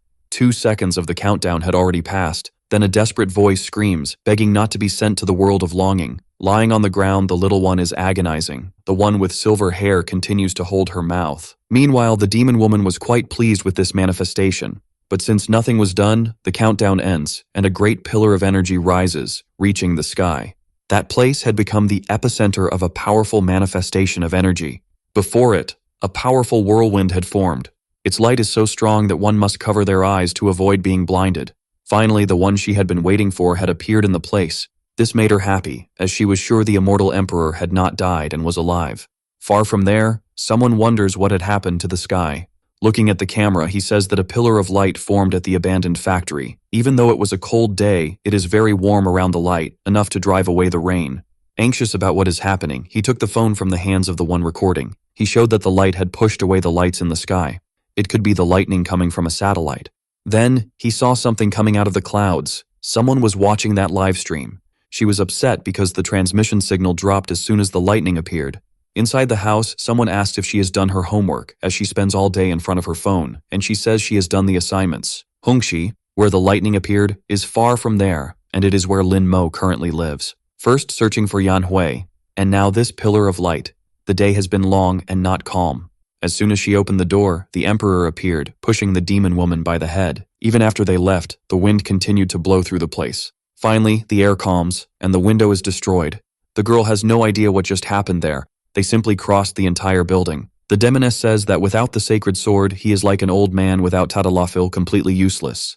Delivering a blow, she says that now he is just a punching bag. The force of the impact sends him crashing to the ground, destroying the nearby structures. Not satisfied, she began to condense aura between her hands. She was preparing a massive attack. To prepare it, she is chanting an incantation.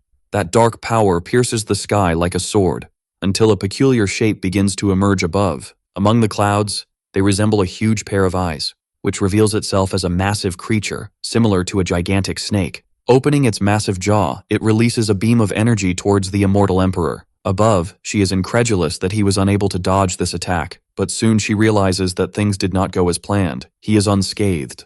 The girl did not expect him to have such a strong protective seal. It's not fair. He knew that demon kings are cruel, but it seems their descendants are even more so, not caring for innocent lives. Seeing her, he realizes that the apple doesn't fall far from the tree, and that the son is identical to the father. This made her furious, as someone like him has no right to meddle in her family's affairs. The serpent launches a massive attack towards the city. She doesn't care about the civilians and says they can live as long as the emperor dies. The serpent closes its mouth, gathering more energy. This time, it strikes the ground with a continuous beam, launching it straight through the city. Wherever the beam passed, the destruction is total, and the flames burn relentlessly. From above, the Demon King contemplates what she has done. She is pleased, as his defense has now cracked, and she waits to see what the Emperor is capable of. Two of his fingers begin to accumulate energy. He moves them delicately, to her surprise. This movement is not strange, and she recognizes it.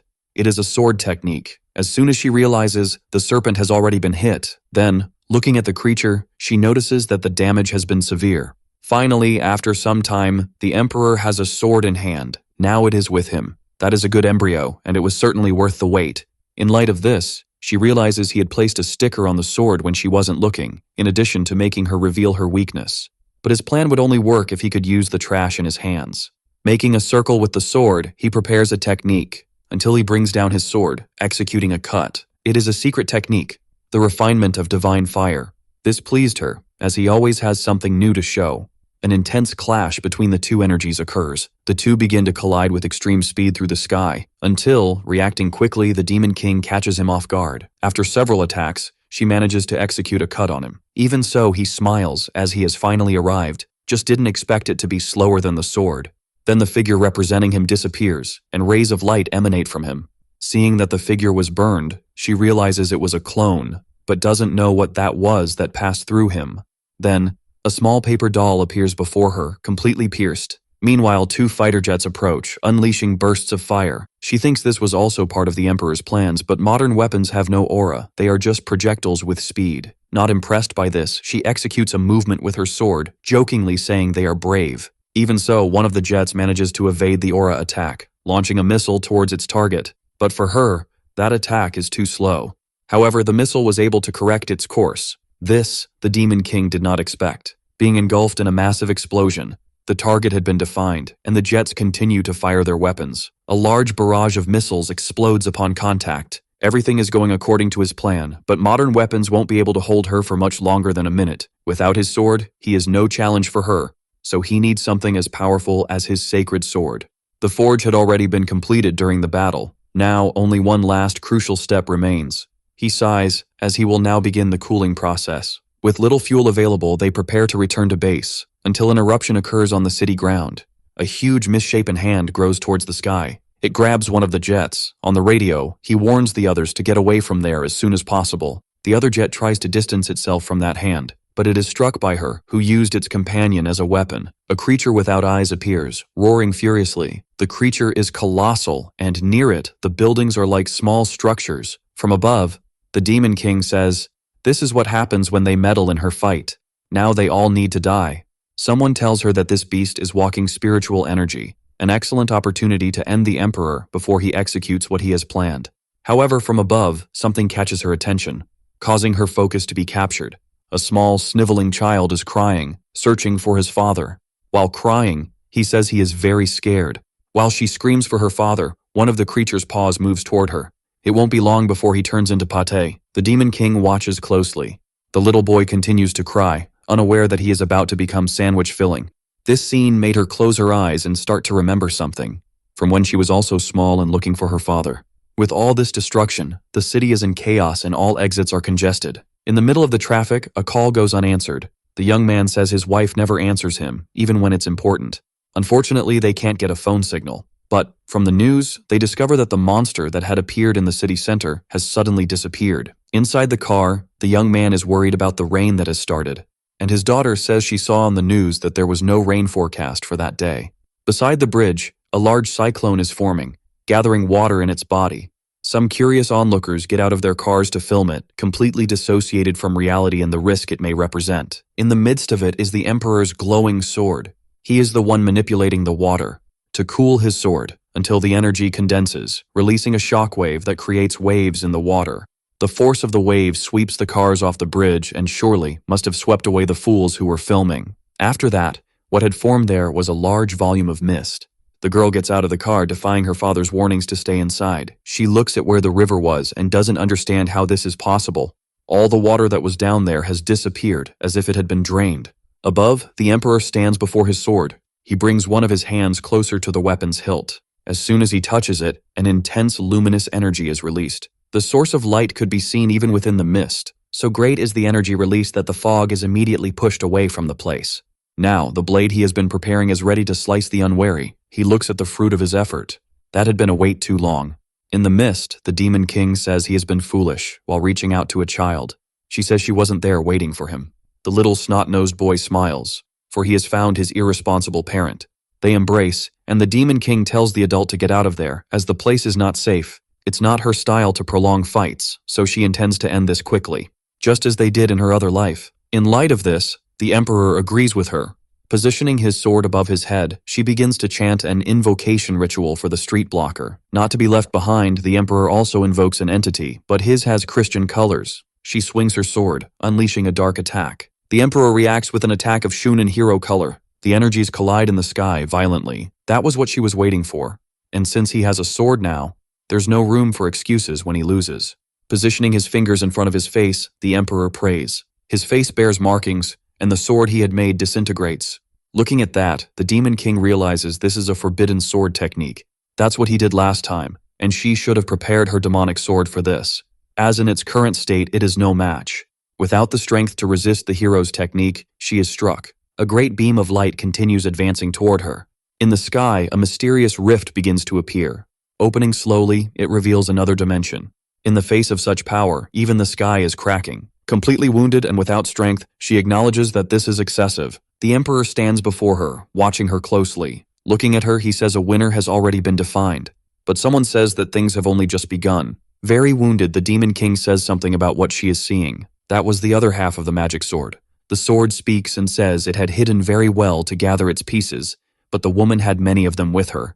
Very wounded, she says that not even that fake sword would be able to deal a fatal blow to her. Soon she will recover from her injuries, and unlike him, she still has a magic sword. Even if it is a mediocre victory, the winner had already been defined. Unexpectedly, the sword pierces her from behind, exiting through the middle of her chest. The evil sword does not take orders from someone whose energy is so weak. Now, both will die in that place. The evil sword wanted to start with the weaker one first. Sending her back home, in this case, hell, it advances swiftly. So he strikes violently the place where the Demon King was. But something was wrong there. There were missing entrails, and only concrete remained. In a mocking manner, he said that the Emperor played the hero and saved the damsel in distress, but he is just a bovine. Almost out of strength, she asks to be placed on the ground, as she did not consent to this touch. Being saved by the Emperor is worse than being cut by the evil sword, and more hateful than being a bald woman. Looking at her, he asked her not to act deconstructed and to save her energy if she didn't want to die right there. He has a plan, but he needs her help.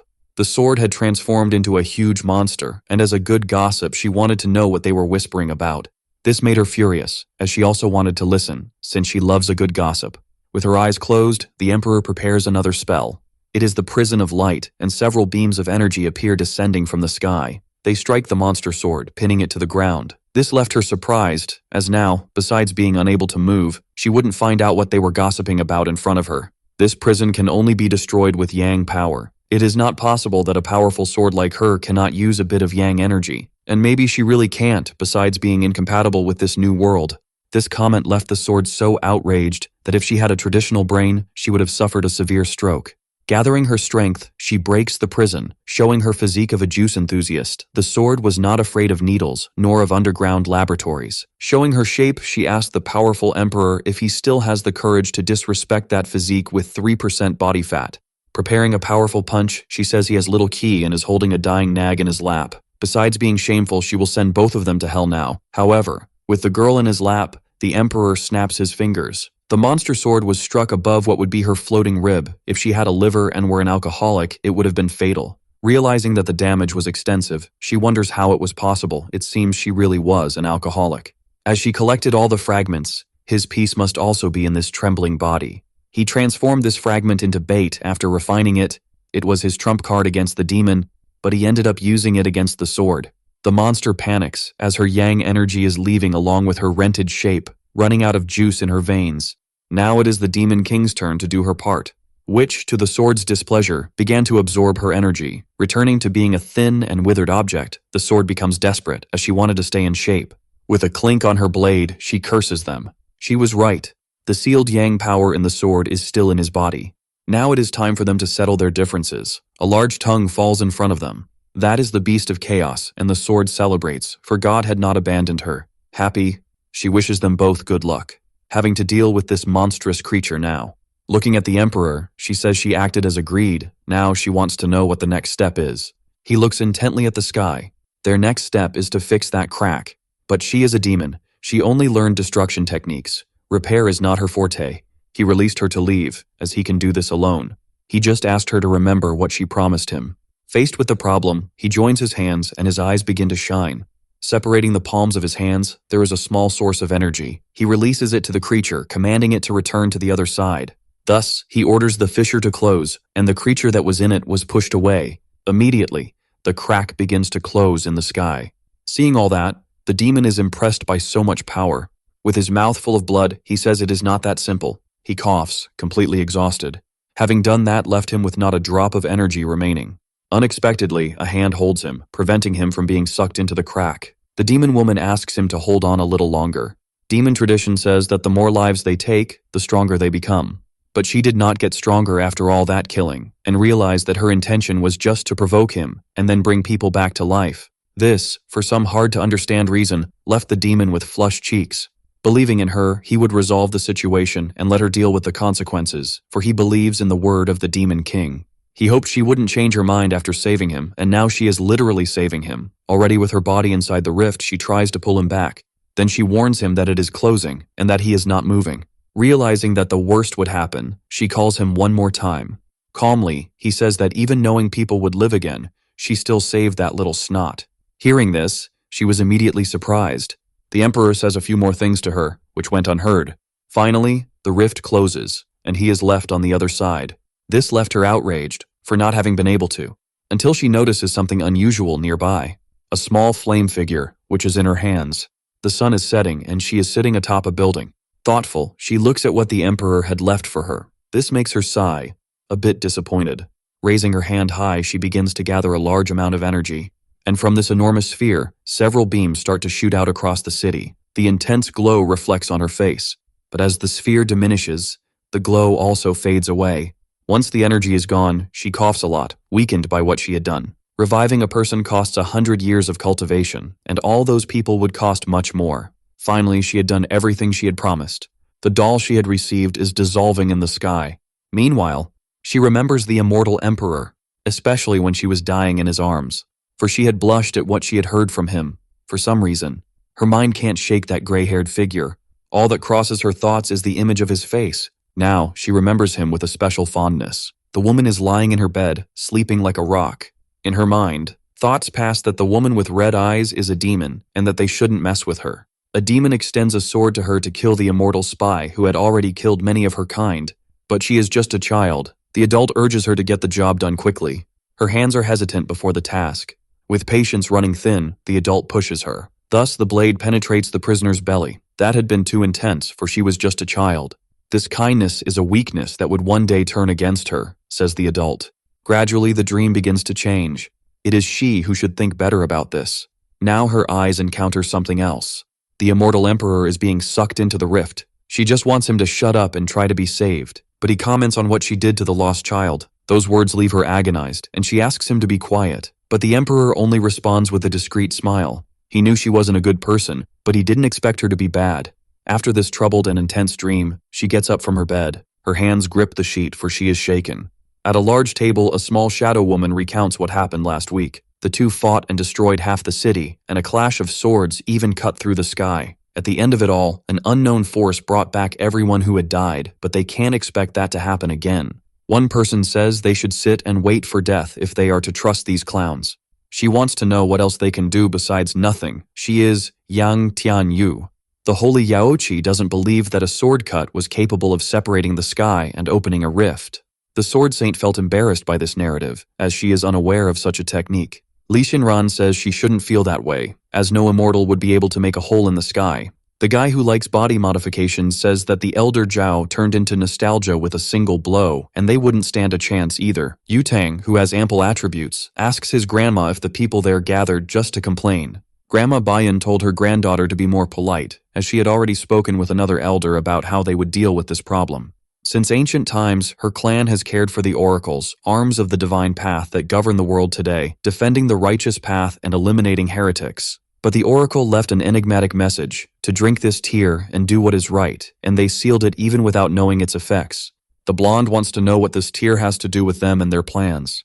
Your grandmother remembers that when she arrived at the temple, she had so many wounds that her chance of survival was slim, which made the blonde want to know how she is still breathing. The seal they had made broke, and its contents decided to merge with her. She is now the daughter of the destiny of paradise. This is their trump card, and they need to help Yu Tang practice. One of them wants to suggest a man from his clan to pair with her, assisting in her cultivation. But the little shadow says it needs to be a person with pure yang energy, which shocks the blonde that they are taking this seriously. A man with that energy is naturally very handsome, so they would have to choose the most beautiful one, which makes the blonde even more uncomfortable. The guy with the piercing says it also needs to be someone young, as an age difference is counterproductive, and they should look in schools. That's why there's a beauty contest going on. Hearing this, the blonde was upset that she couldn't voice her opinion on it. Now the girl with the red eyes has learned about this news. This is necessary for Yu Tang to be able to double his cultivation. It will be a beauty contest among students, which puts him on the list of potential candidates. She wants him to win so they can get closer to the Phoenix group and the Daughter of Destiny. In the meeting, they talked about one more thing as well, and she wants to listen. They will use everything they can to find the Emperor and His Majesty.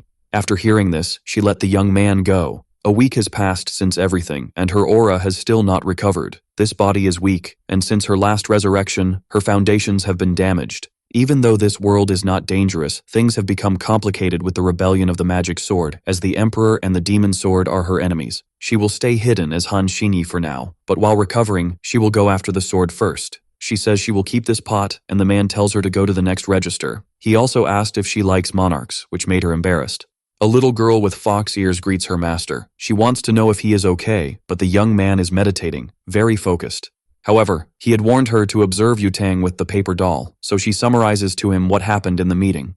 She didn't hear well, but she mentioned the beauty contest and about doubling her cultivation to face the Demon King. Besides that, they want to know where her master and the demon are, so the young man dismisses her, as he needs to concentrate. The use of forbidden techniques affects this mortal body. It's as if he has no power at all, and he will have to keep Lin Mo below the radar for a while. He makes a precise move on the board. His opponent had lost once again to him. She acknowledges this but thinks she only let him win because he was kidnapped because of her, and she believes the mortal would never defeat her. She remembered that she had promised him a wish if he defeated her, and that from a guy like him, it must be a request to go out together or something like that. To her surprise, he said that it was boring and they would talk about it another time. She hadn't played well today. She even seemed sleepy and should have washed her face before going to school. This made her furious, as she tried to be nice to the mortal, but that only inflated his ego more. She would never let him win again.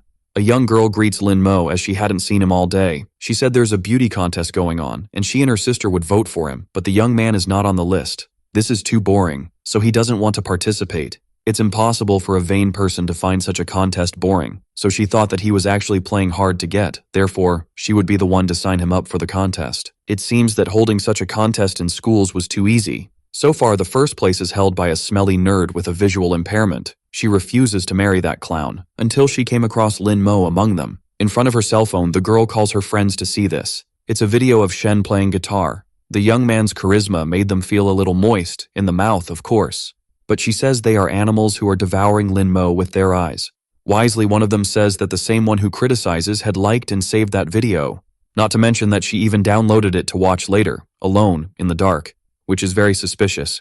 Trying to defend herself, she says they are classmates and that it's just sympathy on her part. Ready to set the cabaret on fire, the colleague says she knows the girl desperately wants to sleep with Lin Mo in the same bed. She responds by shouting that she would love to do that, because he is handsome, fit, and well endowed, and if she's being honest, it shouldn't be a problem. Far away, two envious ones call her superficial, but in reality, they wanted to be the targets of that attention. He swore he would win the contest and spends 8 hours a day taking care of his photos.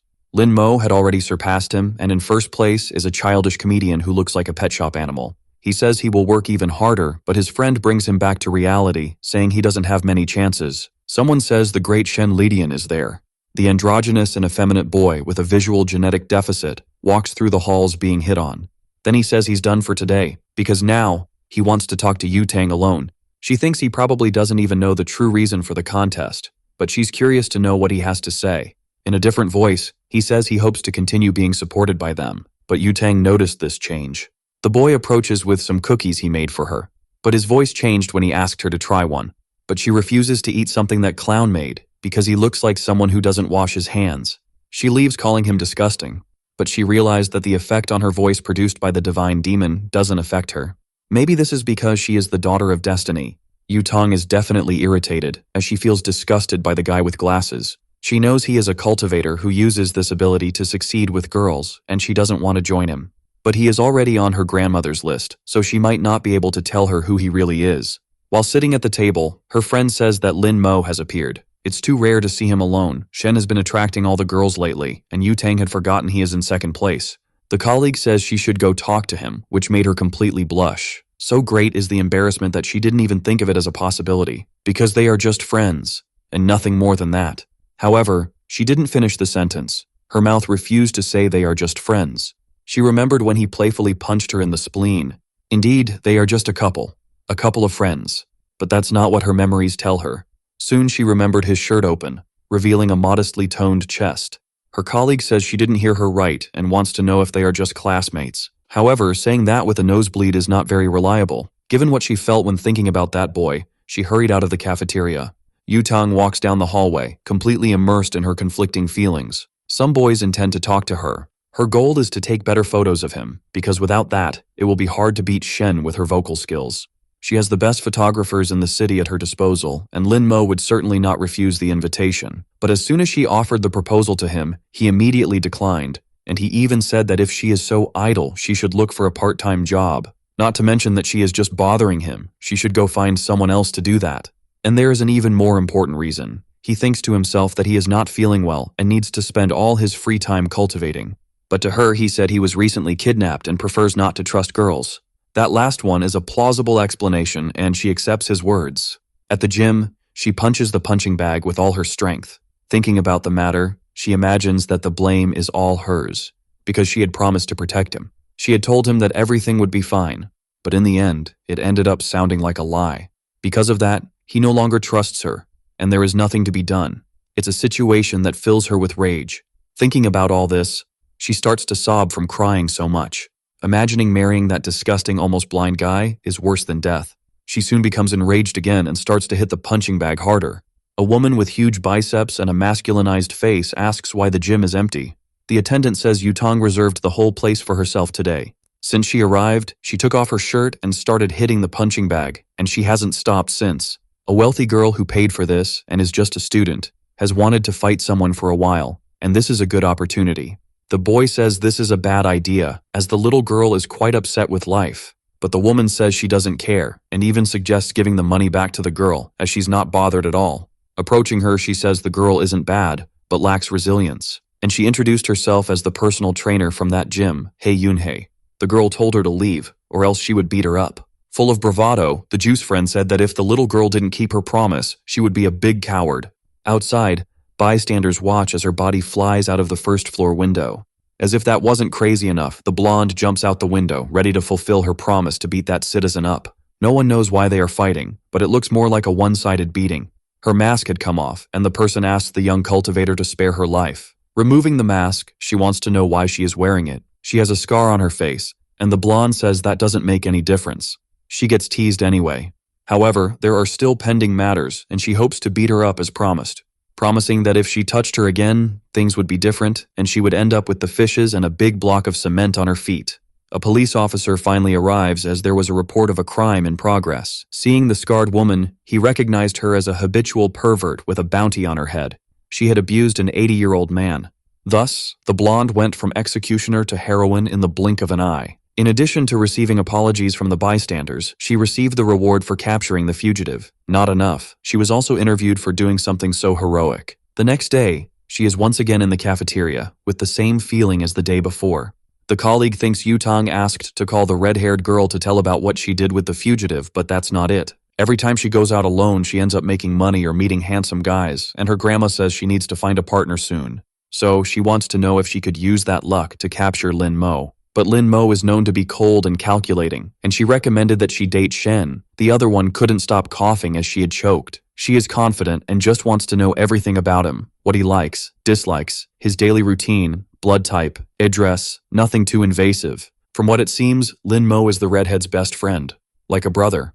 If she wants to know more about him, it would be good to start releasing the coins, as nothing is free. This made the blonde smile at her audacity. If she says something useful, she will receive 500,000 yuan. But if she talks nonsense, the redhead doesn't even listen and says she is a woman of her word.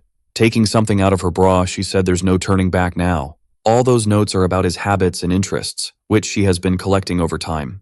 Now the blonde finds herself buried in material she needs to decipher. However, there is one thing she can confirm in advance. Every day at lunch, he doesn't eat in the cafeteria. He grabs his meal and disappears, but the blonde had already noticed that. A colleague said he plays chess on the terrace with a girl every day. As soon as she learned it was a girl, the blonde was filled with jealousy and wants to know who this bold one is. Pointing to where the food is, she said the girl is right there. Then the blonde turns to see who it is, as she has never heard of anyone playing chess at that school. It's the girl with red eyes, Han Xinyi. In light of this, the blonde ended up even more surprised, because she didn't expect that. Then, looking at her, she remembered something. She is dead. She kept saying that over and over. Because of a stupid game, she was ignoring her friend's life. Her colleague tells her to stay alert, as Han Xinyi is a strong competitor, but the blonde says they are friends. At least, they used to be that way once. Sitting on the terrace with the cloudy sky, she says he has finally arrived. He says the weather is bad and there are many empty rooms. They didn't need to stay on the terrace. But their battle started on the terrace, and it will end on the terrace. She asks if that scares him, but he says she is joking and that the weather forecast for that day was rain and snow. Then, he became worried that a certain girl would get all wet and attack him with her ample, juicy attributes. Not to mention that he was kidnapped recently and doesn't trust girls, but she throws her coat to him so she won't have to apologize if he feels cold from the rain. Lin Mo looks at the coat in his hands. While his classmate watches him, with flushed cheeks, he stays alert to something, thoughtful. Meanwhile, the girl turns her face a bit annoyed. He isn't going to wear that coat, but she insists he puts it on quickly so she won't have to apologize later when it's lost. It will just be there for her to avenge the defeat from the previous day. Next time the weather is bad, he won't go to the terrace, while she just doesn't want to be misunderstood. He says the sleeves are short, but it's not tight, so she boasts that her bust size is 36. But immediately he asks what size that is, which embarrasses her. In any case, she shouldn't be thinking about that now, as the rain is approaching. It started to rain, and the girl is still burning with embarrassment. She says his mouth is cursed and that it only rained because of him, but he only saw the news. That was enough for him, and he said he was going home. As soon as he turns his back, she told Lin Mo to stop. When he lost, he told her to wash her face and come back, and that's what she did, and now it's raining. Today they will play, no matter what happens.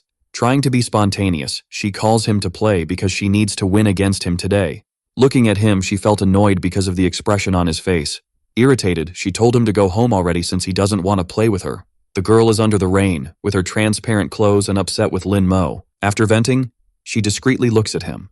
To her surprise, Lin Mo agreed to play, but only one single game. Now it's his turn in the game. Noticing they would play, she looked at him a bit happier. Just to say that, actually, it's her turn to play. Being very powerful, she spent most of her life being feared and never had a friend or someone she could trust. She was prepared to be the queen of demons, to practice genocides and lead. She didn't need to feel affection for anyone, but she can feel that in this world.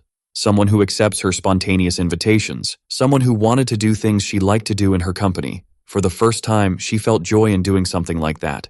He sneezes, and the little girl wants to know if her master is okay. He says yes, and wants to know how the dark door is. Everything is fine. She published all the sinan she received from him, and 8 had already been sold. This way, there will be compasses for her to find yin energy. Thus, the demonic sword won't dare to be so aggressive. She should hide everything related to cultivation at home until the wall that was destroyed is repaired. Suddenly, a woman appears there, calling him by name. She wants to know what he did with Yutong, as she received several gifts from her, and the girl says she wants to talk to him. Lin Mo says he did nothing and hopes she knocks on the door next time. But they have guests, and she wants him to come down the stairs to greet them, but that would be a hassle for him, and he needs to take a shower. This upset her because Yutong is behind him, and the boy ignores her, but a marriage between them would be excellent for his family. She goes back and asks the blonde to wait because Lin Mo is taking a shower to look nicer. The woman says that she, her husband, and son will need to leave and that the blonde could stay with Lin Mo, but she just wants to say something to him and leave right after. She calls her husband to go out and says they will only return the next day after lunch, and the blonde says that's not necessary. The poor blonde just wants to apologize, but the more she talks, the more she is misunderstood. She is so nervous that she wants to go to the bathroom to relieve herself. Thus, she started walking around the house, looking for the bathroom. Then she saw a small crack open in a door. Unexpectedly, Lin Mo comes out of there, just in a towel, displaying his chiseled physique with no apparent fat, like a Greek deity. That's how he realized there was someone in front of him. In a towel, and with the piece notably marked, he told her to say what she came to do there. But she is in a fury of thoughts because all she wants is to take a close look at that piece. So she apologized to him because she wanted to go to the bathroom and didn't know where it was. He said he saw nothing and didn't understand anything, that it wasn't his intention to see that piece marking the towel, and that if he saw something, he already forgot. But remembering the luck of the daughter of destiny, he began to think if his lustful thoughts had become reality. She is sure that something very strong and intense is going to happen now, starting with her attributes. Now she doesn't know what she's feeling in her chest. Gathering courage, she tells Lin Mo that it's still too early for them to do this. Unfortunately, she didn't finish the sentence, as she felt something strong in her chest. It was a punch thrown by Lin Mo, engaged in defending his purity from voluptuous women. He mastered the technique of protecting his innocence with mastery, and he doesn't know what she wants. But it's good that she does it for herself. Already in the room, they have a slightly healthier conversation. The blonde wants to apologize to him for being unable to protect him last time. But for him, that's Yan Hui's fault, not hers. However, the blonde had bought many gifts for him as an apology and hopes he accepts them. He says it's not necessary, but if she wants to pay for the wall repair, that wouldn't be bad at all. Since it's already late, he needs to rest, and if she's done, she could go home now. Thus, she leaves his room, carefully closing the door. Outside, she leans against the wall, frustrated with their interaction. Slowly, she begins to slide down the wall, until she's sitting on the floor. This isn't the feeling she wanted in her heart right now, and she started to remember all the moments she had with Lin Mo up to that point. This made her sadder than she expected. Inside the room, he continues doing his pure boy things that only exist in fictional narratives. Meanwhile, the blonde looks at him through the broken wall. She enters his room once more, calling him. Being perfectly direct, she asked him to be her boyfriend, and she waited a bit anxiously for the answer. She said she would only say that once. She doesn't want to take advantage of him because of the kidnapping trauma, and she knows he hasn't even recovered yet. But she ended up stuttering when she was about to continue, until she said all at once that she likes taking him out for walks and likes the smell he leaves on the helmet. These phrases seem to be effective as he sweated a little. She likes how he defends his purity when he misunderstands her. He is different from the others, and she probably means nothing to him. But she will dedicate herself, and one day she will be good enough for him. All those words exhausted her. It was like she had run a marathon. Lin Mo stood up and started to walk towards her. She doesn't know what to do anymore, nor if this will push him away from her. But she is a determined girl and doesn't say anything without thinking. Giving up is not something that exists in her vocabulary. Lin Mo is now against the wall, as no man can resist declarations from a beautiful woman. The boy is sweating cold. He swallows hard at the moment and prepares to speak. He says they've only known each other for 6 months, and even so, she says she already likes him. He would like to know from her if love is something so superficial. But if that's what she wants, she should go after it, because she is capable. The girl celebrates with great happiness. She said goodbye to him because she's going home now, but she wants him to go with her tomorrow for the photo shoot. Through the window, he watches her as the blonde leaves there celebrating. The small woman asks her master if everything is okay and if something is bothering him. She wants to know why he simply didn't say no. She is the daughter of destiny, with all the luck in the world. Even though he is strong, he couldn't stop her. Even if he said no, the sky would help her get what she wants. But love is not just a matter of luck. But if luck passes through his heart, which has been alone for 10,000 years, there's also no reason to stop her.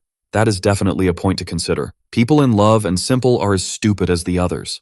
The next day they tell him to look at the camera. Now he is well dressed and posing for photos. In different clothes, he strikes another pose. This time he is dressed like an athlete. The blonde says these clothes don't capture his essence, and that the school uniform suits him best. It doesn't make sense to him, but the blonde insists on the school uniform.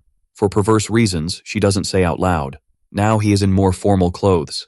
Finally, they reach the result of the voting. Lin Mo won, but they do not know his immediate context, so the boy would need to be tested. One of the people wants to know how they would do that. The redhead is in charge of this. If she is worried, she should show it to them. Immediately she remembers the blonde and the reaction she might have. She scheduled the meeting for the next day, at the hotel, at 6:30 in the evening. But they never even said if they would go or not. But the world is at risk. They need to be extremely careful about this. After this dialogue, he hangs up the call. It was time to finally meet Lin Mo. The employee wants to know how they will handle what she requested.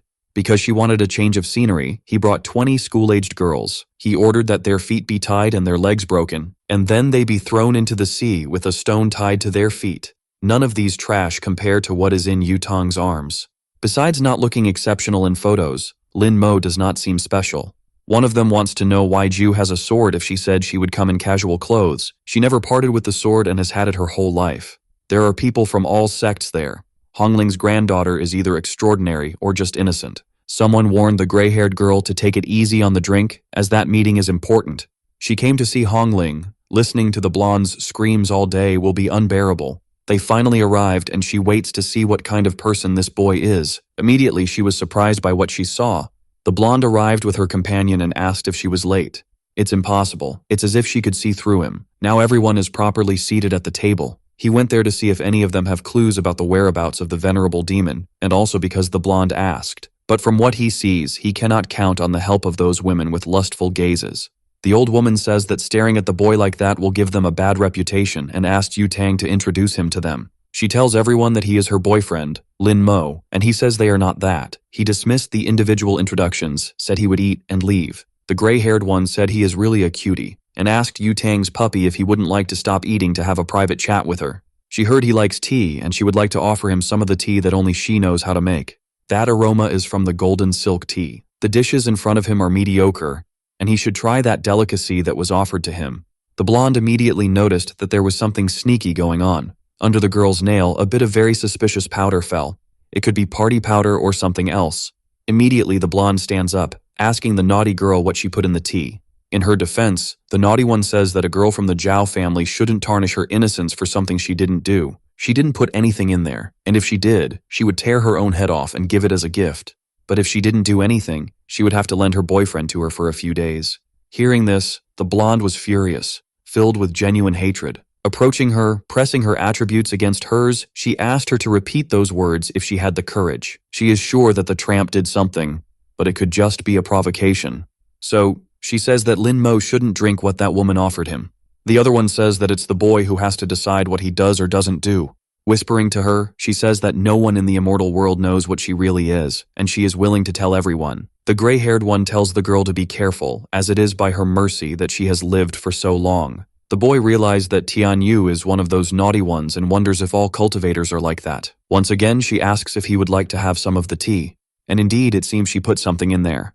Colorless and odorless, but he feels a strange energy, a type of poisonous parasite, one of the hardest to distinguish. He can't even differentiate them, which is why such a rudimentary method has persisted for so long. Everyone there saw this but did nothing. This dinner is surely a test to evaluate him. If he drinks, with his power, the poison won't take effect, which could raise suspicions. But if he rejects it, they will think he is an expert and will try to confirm that, which could make his cultivation difficult in the future, as they will always be cautious around him. This is a tough situation, and he doesn't know if he can get out of it, but a hand slaps the table and grabs the tea. The blonde drinks all the contents of the cup. This was so unexpected that Lin Mo dropped his food from the chopsticks. She drank for him and hopes they remember the kind of relationship they have. If something happens to her, they already know. "That's enough," and the old woman said she brought a treasure and wanted to show it to her. She asked if it wasn't cute, but it's just a weird rat. This is a rat that seeks yang energy, looking for people with bodies capable of cultivating, and it seems they will use it to see if Lin Mo can be her partner or not. There's just one detail about this.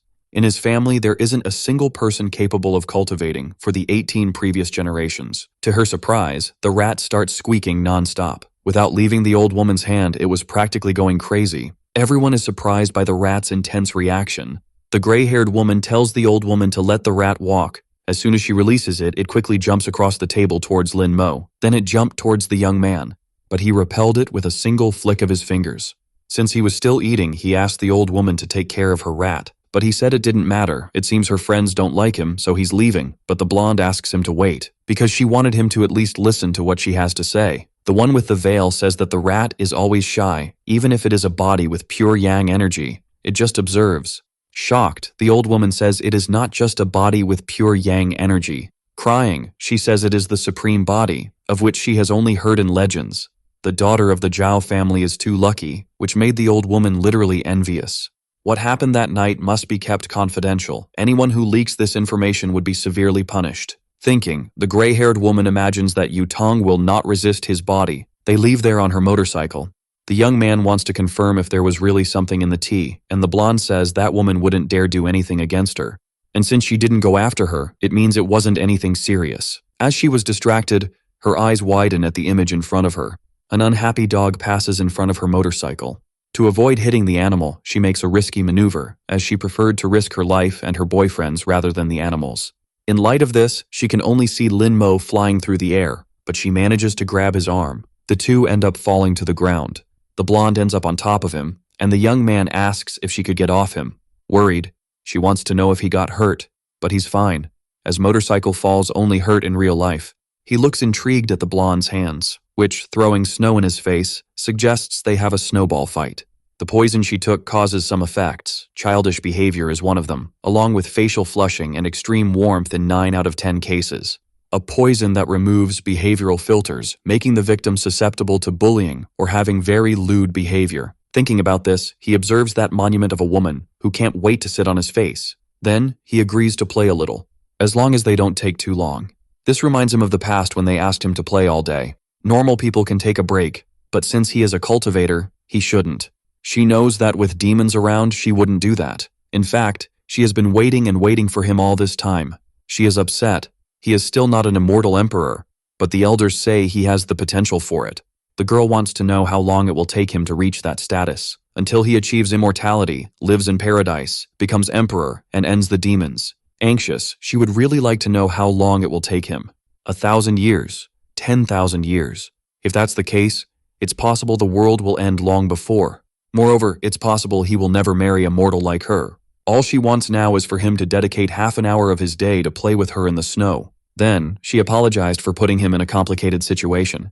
She asked him to go on and be the hero he wanted to be. Maybe in another life, they could meet again, who knows? For she will continue to bother him so that he enjoys the snow with her. The monstrous sword says that this generation of cultivators is stupid. He shouldn't have given that place to weak mortals. Since the Demon King doesn't care, he will destroy that place. The girl crawls. The air is so heavy that she can barely breathe. As soon as he gets close to her, the monster sword strikes her hard, but the Emperor had appeared to protect her. Irritated by what he had done in that place, he strikes with his sword. The monster was annoyed because even being a demon sword, they sent a rookie to deal with her. He says that his brothers will arrive soon, and the sword won't be able to escape. But the demon sword wants to know who is faster, him in dying, or his brothers in getting there. The battle continues violently amidst the burning village. A single blow had been devastating. Then he realizes that there is something worse than his wounds. The girl he had protected is now flying through the air. It's too late. The demon sword longs to take his life. But then he notices that something is happening there. His feet are being grabbed, and the monster tells the rookie that he has been deceived. All his attention was focused on that woman, and now he is unable to move. His fatal blow would kill him, but the woman places herself in his way. He is shocked as she dies in front of him. The monster raises his hand, with her body trapped in his claws. Shaking her, he throws the body aside as if it were nothing, and says that now it's the rookie's turn. However, he cannot complete his execution. The venerable demon is summoning him, and he wonders if his master knows about his unauthorized actions. Irritated, the emperor wants to know if he is a lackey of the venerable demon. Whether he is or not, it is too bold of the rookie to ask him that. He should be grateful to the venerable demon, for thanks to his call, he is now a hero of the immortals. He turns to Ying, for he is in shock and wants to know if she is okay. Barely able to speak, she says that the boy has returned. She wants to know if it is really him, for she can no longer see anything. Crying, she says that it is indeed him, asking only for her to hold on a little longer, for his brothers are already coming. But she can't take it anymore, and asks him to listen to her. Behind the bamboo forest, on the edge of the cliff, he will need to go alone, but hopes that in his next life she can accompany him. Her last words to him were an apology. The fire continues to consume the forest amidst the mourning that the emperor felt. The future demon king tells her father that the sword is problematic and that it is only a matter of time before greater consequences arise. He could not continue to shelter something so problematic. She should learn from it. It is not bad to kill and destroy. But her father simply gives her a severe slap across the face. Killing insignificant people or killing bandits is the same thing. Her weakness will cost everything for which her ancestors fought, and perhaps she will not be the next venerable demon. He remembers her request, for it was snowing, and how he never had time for that, until his eyes land on something. Looking at the moon, he remembered what she said, that if he kept practicing, he would have gray hair. His memories make him cry, mourning. She told him to be a hero, so they could meet in the next life. Now who stands before him is the blonde. But he remembered the promise of his first love, that she would continue to bother him to play in the snow with her. All he wants is to stop lamenting and to stop making the same mistakes. The blonde looks at the screen intrigued. She ended up encountering something unexpected. She needed to read that carefully. Wei Qin had made an attempt on her own life and was successful in it. She lamented for that woman. Soon after, another message appeared on the computer. The person was not well and is canceling that game team. Now she is furious with Han Xinyi. All of this is surely her fault. If it weren't for the blonde, she and Xinyi wouldn't have ended up in this situation. Almost losing her senses, she laments for Wei Qin. Meanwhile, the ominous woman wants to know what will happen if the blonde stops living right there. But she apologizes, for she didn't imagine that her family would put so much pressure on her because of a tournament. Then another person appears before her, saying that this is not true. It is not just about the game. She wants to know how Han Xinyu is there. Stabbing the knife into her chest, she asks if she really wants to know how. Because if that's the case, she should think better about the matter. The truth about the matter. Are you sure she will eventually find the answer? Clapping her hands on the table, the blonde asks her to wait. But now she is alone in the classroom. The girl with blue hair appears and says it's lunchtime and asks if the blonde has eaten. Approaching her, she wants to know where Lin Mo is, and the girl says she knew this would be asked and got ahead of it. He is on the terrace and he is not alone. This made her jealousy grow. Seeing the blonde leave, she asked her not to get into trouble. She doesn't want to believe that someone like Xinyi is interested in someone of the opposite sex. Besides, she has never heard anything from her about the subject. She wants to see with her own eyes what they are doing up there on the terrace. Her eyes are in shock. Apparently, what they say is true. The two are up there, playing chess. She approaches the girl and says everyone at school knows she likes Lin Mo, but it seems she doesn't realize it. She says they have been playing there every day since they met, and that everyone at school knows this, except her. The blonde is deeply irritated. Since she is there, she has something to ask her. Something related to her older sister, but the brunette says that this question doesn't make sense, as neither she nor the blonde's older sister has anything to discuss with her now.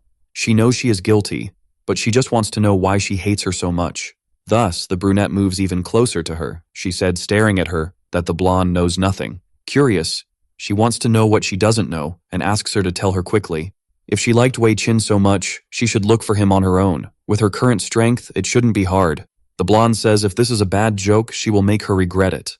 Touching Lin Mo's shoulder, she asked him to accompany her. She could play with her, as she is also good at it. But the brunette held the blonde's arm in the meantime, leaving Lin Mo and the blonde perplexed. She doesn't want the tradition of games between them to be broken, and that the blonde was being too friendly with him. Then the blonde says she is his girlfriend and wants to know what the brunette is, and she says she is the only one at his level in that game. Standing up, he says he belongs to no one, and if they intend to talk, he will leave. Before he could leave, the blonde grabs him by the arm. Since he was going to leave, he would go with her. Finally, he tells Yutong that she is being very childish. She says he could go and tell the teacher then, but the blonde doesn't know why she feels this way every time she sees Lin Mo with that woman. Then Xinyi grabs her by the arm, causing the blonde to become immediately furious. It's the second time she has held her like this. The brunette wants to know if this is a problem, as she doesn't care at all. Outraged, the blonde says she already told her she likes Lin Mo. Burning with jealousy, she wants to know if she wants to steal him from her. Then the brunette says she is already fed up with the blonde harassing a guy like him. Manifesting her aura, she says she won't repeat it, and it's best that she lets go of her immediately. This makes Jinyi irritated, as the blonde is just a daughter of destiny, or whatever that is. Only the blonde's irritation keeps increasing. Her aura grows even more, as she is upset that an ordinary girl wants to compete with an immortal. Thus, her energy keeps manifesting more and more. However, she begins to have a peculiar impression. Her hand is now embedded in a huge rock. It was as if she were staring at a massive mountain. She can't move a muscle, and doesn't know how this is possible. Knowing the brunette for a long time, she can't believe she could also be an immortal. Now she watches her with much more curiosity. Nearby, Lin Mo realizes that things are complicated. Now he is the one who doesn't believe who Xinyi really could be. After the incident, the blonde rides her motorcycle, deep in thought. It doesn't make sense for Xinyi to be a cultivator, however she will now focus on discovering the truth about what really happened. On the phone, someone says they got the recording she requested, and that the incident involves. But she interrupts him and quickly asks for the video to be sent to her. Until then, there was nothing suspicious in the recordings, and she suspected nothing. As your luck has increased, that dream must have a meaning, and now you need to see it through to the end. Watching the video, he noticed something. That is the building near where the accident happened. In the recording, Tianyu can be seen walking, and he remembered the veiled threat he had heard from her. Tianyu is attacking mortals again. This time she won't forgive her. Inside a club, guys say it's a privilege to be with the immortal from the Yang family. Focused on her phone, she asks them to interact with each other and not to bother her. It seems that her mind is elsewhere now. From what he researched, Lin Mo is an ordinary person and suspects that her past may have been hidden, a supreme body of pure Yang energy. This makes her furious that the blonde managed to get something so good. A strong impact occurs at the door. It was the blonde who had just arrived, full of rage. The blue-haired guy wants to know what brings her to that place. She slams her hand on the table with the recording. There's something she wants to ask Tianyu. The gray-haired woman says that her family members don't change and that the blonde has never had manners. Then, she orders her lackeys to leave. Only the women and the blue-haired guy remain. The blonde wants to know why she was with the girl that day. She looks cynically down, says she doesn't know what the blonde is talking about. Since she doesn't want to tell, she will refresh her memory. In the past, Wei Qin was part of her team, and they made it to the spring selection finals. The team they defeated in the final was called Heaven's Gate. The gray-haired woman wants to know if she should be impressed by now. Furious, the blonde tells her not to lie, because she knows that the leader of that team was her, Tianyu. Filled with envy, she hurt Xinyi and killed Wei Qin. She did this just to jab at the blonde and satisfy that sick pride she has. Then she puts her hand over her mouth mockingly. She sighs at her after hearing all that. Soon she starts to smile uncontrollably. But the subject is serious, and the blonde wants to know what she is smiling about. She said that Yu Tong is really very cute. Then she patiently lights a cigarette. At that time, she was bored and formed a team that ended up losing in the finals. She knew nothing about the other team and just found out that it was the blonde's team. But if she had known it was her on the other side, she certainly wouldn't have missed a second opportunity. The blue-haired guy says that the gray-haired woman is from a traditional family of immortals and wouldn't waste time on such trivial matters. Since she was bored at the time, she just wanted to walk a bit. That doesn't mean anything. And she doesn't recognize that girl. Being in the same recording as her is just a coincidence. Taking the phone from her hands, the blonde questions if it was really just a coincidence. They entered the building together and left after Wei Qin jumped from there. That's not a coincidence. But the gray-haired woman says that many people passed by there. Assuming she has something to do with it is hasty. However, if she wants to fight, she can go ahead because she's not afraid of her. This time she will take it seriously and won't hesitate for a second, so it's best if she leaves before she gets angry. Furious, the blonde gives a strong kick to a nearby object. She asked the girl to repeat what she said, and the blue-haired guy had to hold her back. He said he would let her live today, as a symbol and gratitude to her father. But as soon as he finds the evidence he needs, he will destroy her and her whole family. After saying those words, he started to leave that place. The guy says that Yu Tang is very impulsive, but what she said is serious. With a cold look, the gray-haired woman wants to know if he doesn't believe her. That's not what she meant, but it has been a tumultuous year, and it's not wise to make the family that supports them the most angry. Continuing to smoke, she says he could go and doesn't need to wait for her. So he leaves, saying that they are all rude. The girl was left alone in the room with her cigarette. Making a call, she ordered them to find out who leaked the recording and that the person responsible should be killed immediately. After saying this, she slammed her phone on the table. Indeed, she is envious of the blonde, but she doesn't mind killing a few mortals now and then, but this time she will do it simply, brutally, and without scruples. She will kill the blonde once and for all. In a restaurant, he looks at the waitress. She seems to be presenting the options to him. Looking at the fried crabs on display, Lin Mo says she had ordered that. In response to what he said, the girl confirms that it is indeed that. Lin Mo wants to know why he received something different then. He said it's a special menu produced by the blonde, and the cook had never seen so many refined ingredients in her life. For Lin Mo, that is completely unnecessary. Next to him was the blonde, who, upset, said she heard what he said. She said that it's a delicacy that comes from afar, and she would like him to help identify the ingredients. Since she asked for his help, Lin Mo will submit to that. With an enthusiastic clap, she was very happy about it. The blonde told the cook to get the other dishes, as her friend won't eat there. Knowing that Lin Mo likes to eat in peace, she set aside an empty room for him to have his meals. In response, he simply said that the blonde doesn't need to do pointless things anymore. In light of this, she grabs him by the arm and he looks at her from the corner of his eye. That is not pointless for her, as it is a gesture full of meaning. As she is madly in love with him and hopes to deflower him one day, it is indeed full of meaning and countless intentions. Hearing these words, he was a bit surprised, but soon gave her a discreet smile. Since it's like that, it's all good for him. As Lin Mo walked away, the blonde noticed a pair of feet approaching. Immediately, she was surprised by what she saw. It was the brunette who was inviting Lin Mo to play once again. Then she steps between them, asking them to start in the room she reserved for him, and if he wanted to play with someone, it could be with her. Seeing this, the brunette says that the blonde is always like this, imposing, carefree, and enjoying causing problems for others. She extended her hand and asked him to look around. There are several students there watching what happens, as gossip at lunchtime is delightful. She said she did all this for Lin Mo to be at peace, but all she managed to do now is bring even more attention to him, not to mention that her body was hurt because of the blonde. After hearing this, she shouted that it was already enough. She chased the onlookers away, saying they hadn't missed anything there and didn't need to keep watching them. After that, she sighed deeply. Finally, she said she analyzed her problem with her older sister and knows she made them suffer. She is aware that she got her into trouble and understands that she might be hated by her, but there's no way she will hand Lin Mo over to her rival. Neither does the brunette want to give up her gaming partner. While the two argue, Lin Mo announces that he is leaving. The truth is that he is thoughtful about the nature of the brunette. Seeing him leave, the blonde tries to make him stay. However, the brunette stretched her arm in front of her, asking her not to cause any more problems for Lin Mo. Yutang says she doesn't care if she is a cultivator too, but she shouldn't use the game as an excuse to be with him, and if she likes him, fine, but she shouldn't interfere. But if she is approaching Lin Mo just for revenge against the blonde and to hurt his feelings, things would get complicated for her. But that's not quite what happens. Completely blushing, she says she doesn't like him.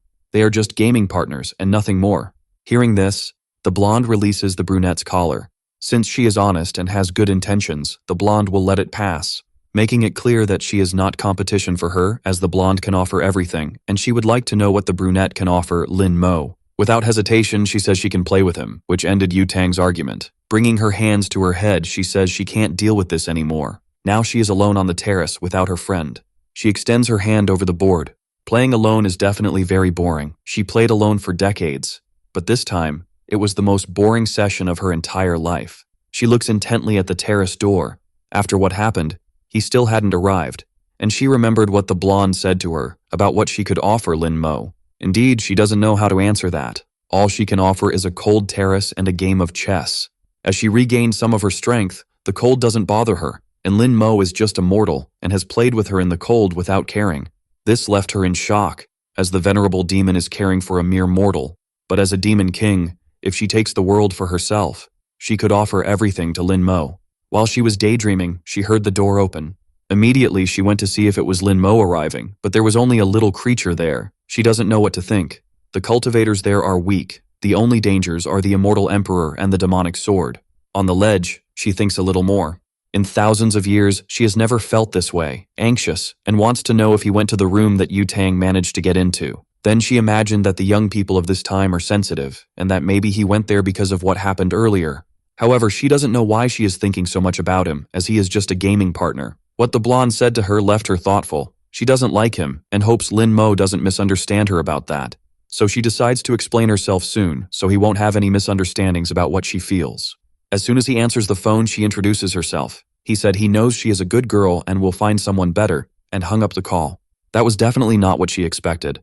Throwing her phone on the ground, she said he should listen to people before jumping to conclusions. Embarrassed by the situation, Han decides to look for the guy to clarify things. She thinks she let herself be swayed by Yutong's words, trying to convince herself that she doesn't like Lin Mo. Walking down the hallway, she spots the blonde's friend.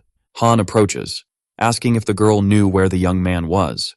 Irritated, the girl starts to say she didn't know, but suddenly has an idea. She says she saw the boy playing basketball on the school court, and if Han wanted to find him, she should run. Han is incredulous at the information since basketball is not something he would play. However, the blue-haired girl replies that she didn't care if Han believed her or not, quickly leaving. The brunette crosses her arms, finding it suspicious, but decides to go anyway. Some students were practicing on the school court. The girl searches for Lin Mo. Suddenly, she spots Yutong playing. The blonde makes a basket, being praised by her peers. Han is indignant at the blue-haired girl's lie, but decides to ask her rival directly.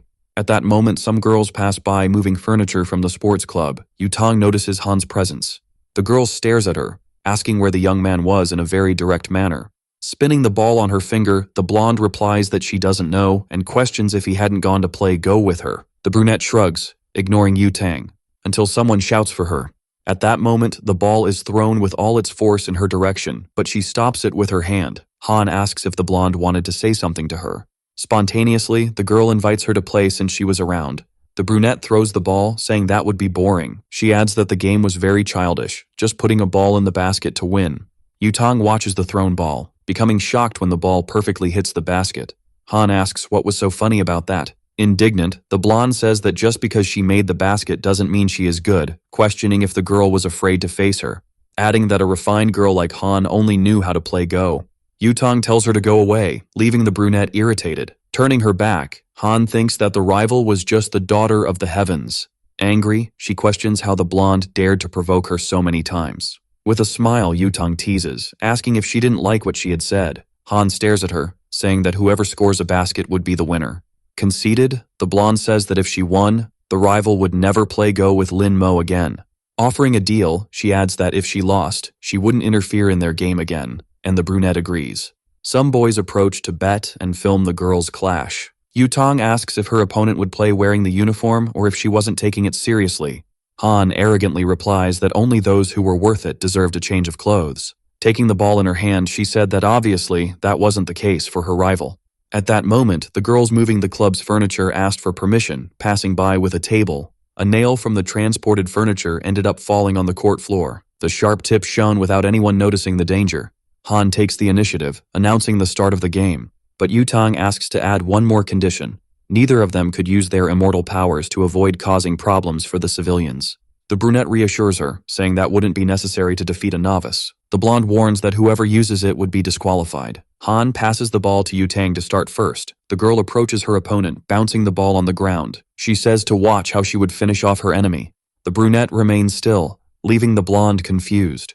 With a quick movement, she dodges Han. The blonde bounces the ball on the ground near her stationary rival and quickly advances toward the basket. Some students in the crowd recognize that movement as Yutong's lightning zigzag. With a smug expression, the girl thinks it would be an easy victory, but she soon realizes that the ball was no longer under her control. She turns around, wondering when her opponent had intercepted the ball. Confident, Han says there was no need to switch between defense and attack. She throws the ball forcefully toward the blonde, urging her to keep attacking. Smiling sadistically, the brunette says she would play with her until her last breath. The excited crowd cheers for Yutong. The blonde admits she was careless and says this time she will get serious. She moves like lightning, leaving Han behind. The audience is thrilled by the movement, which was even faster than the previous one. The girl jumps to make the basket, but a blur appears near her. Yutong is shocked when her rival jumps even higher, preventing her from scoring. Han steals the ball again. The blonde is incredulous about how her opponent managed that. The two land on the court floor. The brunette taunts, asking if the rival wanted to try again. Filled with rage, Yutong asks to go again. She bounces the ball cautiously while Han remains still. The girl remembers that her opponent wasn't that powerful before, doubting that this was really Han Si-yin, but she soon decides to focus, realizing she would need a strategy. The blonde bends her knees, and her enemy wonders if it will be a direct shot. Han jumps to block the throw, and Yutong seizes the opportunity to advance. Deceiving the brunette, she comments that her rival was naive. Han runs to catch up with her, and the blonde jumps, ready to score. The brunette doesn't give up and charges at full speed. Jumping to block her opponent, she hits the ball hard, causing Yutong to fall. The crowd is shocked by the block, commenting that the blonde must have gotten hurt. Han speaks with superiority, telling her rival to admit defeat because she was no match for her. Getting up, The blonde refuses to accept that she lost. But the opponent asserts that it didn't matter how many times, the result would be the same. She said the difference between them was power, ordering the girl to give up. Filled with rage, Yutang makes a strong throw, sending the brunette to hell. Han turns, barely having time to react. The blonde runs past her, the ball bounces around the basket, and the girl realizes Yutang's plan. She manages to reach the blonde, but the rival pushes her aside. The brunette ends up stepping on a nail that had fallen. She runs to stop the attack but finds herself at a disadvantage, reflecting that this was the difficulty of facing the daughter of destiny. Yutang jumps higher than the block. Angrily, she shouts for her rival to get out of the way, unconsciously activating her powers. She slams the ball into the basket with all her strength. Han falls backward to the ground as some shards of glass hit her. A crowd buzzes with the scene, the blonde standing in front of the destroyed basket and her fallen adversary. Yutang steps back, admitting that she lost. Some boys rush to help the brunette, saying she should go to the infirmary, but she says she's fine and it's just scratches. At that moment, the girl starts to bleed, and the boys urge her to go to the infirmary. They say if she doesn't, they will call for emergency services. Han remembers the embarrassment she felt earlier when she broke her ribs, and she agrees to go with them while everyone comments on how she was able to walk with those injuries. Some boys find Lin Mo eating alone in a room. They tell the young man what happened between the girls on the court. One of them mentions that Han was in the infirmary and that he should see her, but he refuses.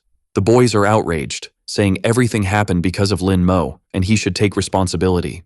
The young man gives a cold look, frightening his peers. They back away, saying they did their part by telling him, and whether he goes or not is his choice. Irritated, Lin Mo reflects on whether he should go or not. Suddenly, the doctor opens the infirmary door and, seeing the young man outside, says he can come in to see the girl. Reluctantly, he enters, deciding that since he was there, he would talk to Han. He starts the conversation by saying he heard she got hurt, but soon he stares with wide eyes. The girl turns around, embarrassed, with her shirt open. Han, with a flushed face, looks at the young man. She apologizes for the misunderstanding with Yutang, but didn't like how she made him seem like a weak man. The young man gets irritated by these words. He says she was an opponent worthy of him and wouldn't want her to think like the other girls. Han asks if she was like the girls who only wanted his body. Lin Mo remains expressionless, and the girl jokes that she should have taken a picture of his face. Removing shards of glass from her thigh, she says she wasn't like the others. With a red face, he couldn't control his expression and heartbeat in the presence of a naked girl. The young man asks if she was pretending to be strong since the girl winces in pain while removing the glass. With veins bulging in her face, she replies that she certainly wasn't. The boy says she wasn't very good at bandaging since the wounds were getting worse. He offers to help since he knew a bit about medicine. Han tries to dismiss him, but the young man bends down to check the wounds. Removing the splinters, he instructs the girl not to move. The girl shivers in pain as the young man carefully pulls out the shards. Lin Mo mentions there was a lot of broken glass in her leg, and warns that he would remove them, disinfect the wounds, and bandage them so she wouldn't have scars. The afternoon passes until he finishes bandaging her leg. With the measures he took, the treatment would be temporary. The boy says he would now treat the girl's back and rear. Han gets alarmed, but he asks if something was wrong or if she wasn't in pain anymore. Embarrassed, she says she would take care of that herself. The young man says she wouldn't be able to do that and that she didn't need to worry because he would help. She insists she would do it alone, thinking it would be impossible to show her rear to a boy. Lin Mo tells her to take off her clothes, leaving her flustered. She hesitates since she was already wearing little clothing. Suddenly, she has a thought and, blushing, asks what his intentions were. The boy reassures her that he wasn't interested in her, just wanted to treat her wounds. She says it was just a small scratch and not worth all that trouble. In a serious tone, he asks her not to waste his time and to just turn around. In his view, she was just a whiny baby who didn't want to take medicine, and he scolds her for behaving like a child since she was a mature woman. Blushing, she says it wasn't for that reason, and asks him to turn around while she takes off her clothes. The young man agrees and turns his back to the girl. Han tells him not to look, and the boy reaffirms that he wasn't interested in her. She warns that she has taken everything off, and Lin Mo starts to close the curtains while she screams asking why. The young man explains that after class, many students passed by and could see her like that. He instructs her to lie face down on the stretcher and not to think about nonsense. Han obeys and says she is ready. On her back there were more glass fragments embedded. The boy puts on gloves, announcing that he would begin. Seeing the girl lying down, he wonders if there was no sense of shame in this world. Lin Mo then starts to remove the shards using tweezers. The girl is surprised that he is not only good at gaming, but also at bandaging. Not even a demon witch would be so talented and kind. The young man removes the glass splinters, placing them in a container. The next steps would be applying medicine and putting on bandages. Fortunately, she was a cultivator. Otherwise, She wouldn't get out of bed for an entire month. The day comes to an end, and the boy announces that he has finished the bandaging. But he notices that the girl has fallen asleep. In a bad mood, he takes off his blazer, covering Han with the coat. As he heads for the school exit, someone calls his attention, referring to him as Yutang's toy. The gray-haired woman says it's late and offers to take him home. The two stare at each other in the middle of the street. With empty eyes, the woman proposes a game of cat and mouse. She explains that the boy would be the mouse and should run as fast as possible. Yang would be the cat and would look for him, but when she found him, she would leave the young man in pieces. Threateningly, she says she would cut his body into pieces and send one by one to Yutang. This way, the blonde would be anxious to receive a piece of Lin Mo every day. With a relaxed expression, she wonders how long it would take to capture him. She touches the boy's shoulder, whispering in his ear to run because she would hunt him starting that night. The boy walks away, and Yang tells him not to stress too much. Watching him leave, she says she would make Yutang pay for what he had done to her. Lin Mo walks expressionlessly. He was upset that the immortal world had no way out. The young man reasons that an ordinary person like Yang Tianyu did not inspire fear, but if someone made her angry, she would not rest until she got her revenge. He looks at a men's clothing store, thinking it would be difficult to hide his identity amidst that chaos in the immortal world. The salesman welcomes him. Remembering Yang's touch on his shoulder, he decides it would be better to change clothes. The woman had placed a mark on him, and to avoid exposing who he was, he could not erase it. After some time, the young man summons the fox Chen. Immediately, the little fox responds to the call, and Lin Mo instructs her to throw the old shirt as far away from home as possible. Irritated, the young man hopes it was just a prank because if she tried something, he would destroy her. In the school infirmary, Han stands up holding the young man's jacket. In all her years of battles, she had never been so careless as to sleep in someone's presence. The girl blushes, thinking that now she owed him another favor. Suddenly, she remembers Yutang questioning what she had ever done for him. Han thinks about inviting him to dinner since he liked delicious food. She decides to research how to invite a boy to dinner in that world. Soon after, she feels embarrassed because the Demon Queen owed favors to a teenager. Lin Mo's jacket catches her attention. The girl notices that the piece had a nice scent. Han throws herself on the bed, burning with embarrassment. She lamented that there were so many rules in that world. Even the rules of the demon world were not so complex. Determined, the girl summons a copy of herself. Han orders her clone to practice the entire process of inviting him out. The copy says she understands, but she still hadn't reserved the restaurant or confirmed the time and place. The girl tells the clone to call Lin Mo and invite him to dinner, but the copy retorts why she had to do that. Han explains nervously that he had seen her without clothes and healed her wounds, and she had no decency to call him. Understanding the situation, the clone immediately calls, leaving the girl shocked by her directness. She trembles with nerves while the clone talks to the young man. The copy coldly states that she would like to pay for dinner since she didn't like owing favors, leaving the girl desperate. Han hears the clone arrange to meet the young man after class and feels excited. Finally, the copy says he accepted, and Han jumps for joy. The girl's family scolds her for shouting since it was already late, and she composes herself. The girl asks for the phone back to make the reservations. She sighs before dialing. With a threatening aura, she makes the call. The copy watches in shock at the mood change while the girl talks to Shen. She orders him to make the reservation at the restaurant and choose the chef and ingredients since she invited someone important. The boy asks what quality category she wanted for the food, and promptly Han chooses the best. She instructs that all the ingredients be on display and that the chef cooks live, serving the dishes himself. Han says she wanted to see what the best chef of the clan could do, and Shen promises to do his best. The girl sighs as she finishes the call, and she calls the copy to rehearse. On the phone, someone asks Shen if he is sure he wants the best chef of the clan. He immediately replies yes, as the Demon Queen herself had requested it. The person on the phone explains that all high-level cooks were important and would complain about cooking for her, but the boy asks them to understand that the situation was about the Demon Queen, and they had no right to doubt. He feels relieved to succeed since he had already failed in the beauty contest and wondered why she made such a fuss to have dinner with someone. Han throws herself on the couch, exhausted. She had rehearsed all the lines she would have during dinner all night. Her copy tried to reassure her, saying that practice was proof against foolishness, so she shouldn't worry. Agitated, the girl replies that there was no way not to worry, since it wasn't just any meal. At lunchtime, Yutang sat alone on a bench. She ate a snack, completely bored. The blonde lamented having gotten angry and used her spiritual energy, losing the bet with Han. Grumbling, she wondered why she had to be go, or if she could play with them, when suddenly she receives a call that she answers in a bad mood. She sarcastically says that Yu Tang has passed away and asks the person to burn incense for her. But the person on the line alarmingly warns that several bigwigs from the demon clan were gathering in the city. The girl questions what was happening and if her grandmother already knew, but the informant couldn't say. The blonde replies that if her grandmother couldn't return, she would handle the situation herself. Yu Tang gets irritated because she already had the emperor and the demon queen, and now the clan was causing problems too. Suddenly she spots Han and wonders why she isn't on the roof with Lin Mo. She stops the girl, asking where the guy was, but the brunette walks past, saying she didn't know. Indignant, Yu Tang says she should take advantage of having lunch with the young man. With a threatening aura, the rival responds that Lin Mo wouldn't play along with her to avoid suspicion. The blonde laughs and says she brought this upon herself. Han gets irritated while her chatty classmate thinks boys are sensitive. She ends up revealing that she was going to have dinner with the guy to provoke Yu Tang, and she leaves celebrating her victory while the blonde curses. After classes, the girl goes to investigate. Using an earphone, she requested information from the base support. The person on the line informed her that the demon clan had booked the entire hotel and they were all gathered there. Moreover, her classmates Han and Lin Mo were seen entering, but there were no further news about them. Determined, the girl gets on her motorcycle, saying she was on her way.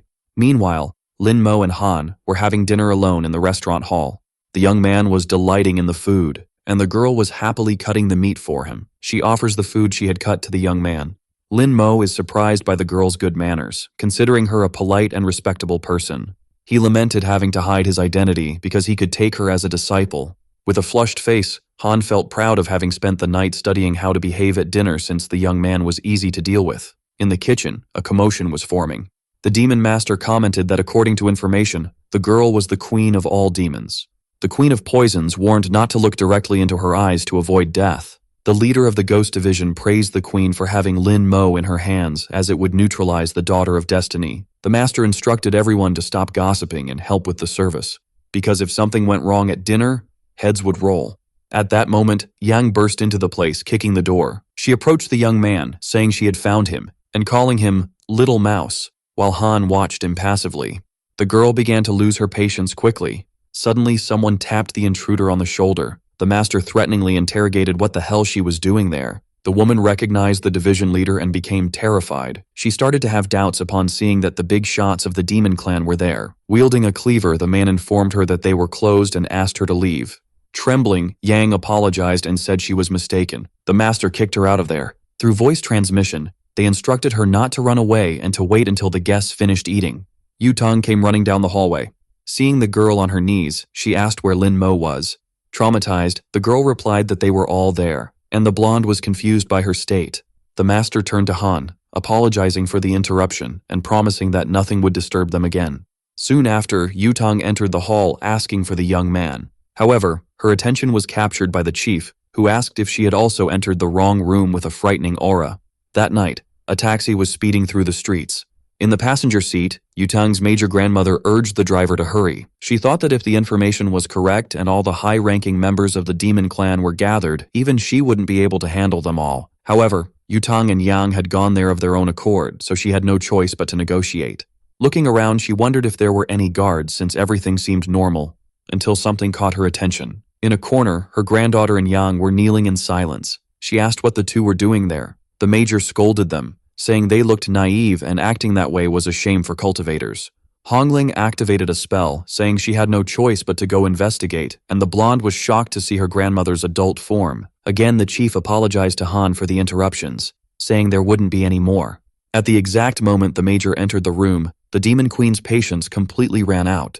The master tries to say that she had mistaken the place, but wonders why the major was there. Feeling Han's gaze, he tries to guide Hongling to another room, explaining that the hall had been reserved and hoping the major would accept the warning. But she asks why he is making that face, leaving him desperate that she didn't understand. She raises an eyebrow, saying she knew she couldn't reveal her identity, thinking that the clan also knew Lin Mo was the embodiment of pure yang. The grandmother observes the young man because her reason for coming there was to confirm something important. Lin Mo had been present at all the main events that had occurred. It was suspicious that the incidents happened around him, and the young man always managed to save himself from danger unless he was the immortal emperor. Last time, the demon queen had broken her sword in two. One part stayed with her, and the other was refined by the emperor, and now the fragment was drawn towards its master. She is surprised when the fragment flies from her hands, The Major wonders if the item just floated and disintegrated, but realizes that the fragments went to where the young man was sitting. The grandmother begins to conjecture that perhaps Lin Mo could be the emperor. The young man looks at her, signaling her to be quiet. As he does this, a black aura envelops him, and Hongling feels an enormous pressure confirming her suspicions. The Major confines Yutong in the second base of the Phoenix group to reflect on her actions. The blonde protests, asking how she could leave Lin Mo alone in that dangerous place, but the grandmother tells her to shut up.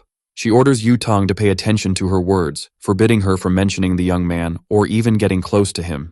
As for Yang, the Major wouldn't confine her but said she was a disgrace to Yang Tianxi. The Major leaves, leaving the two alone.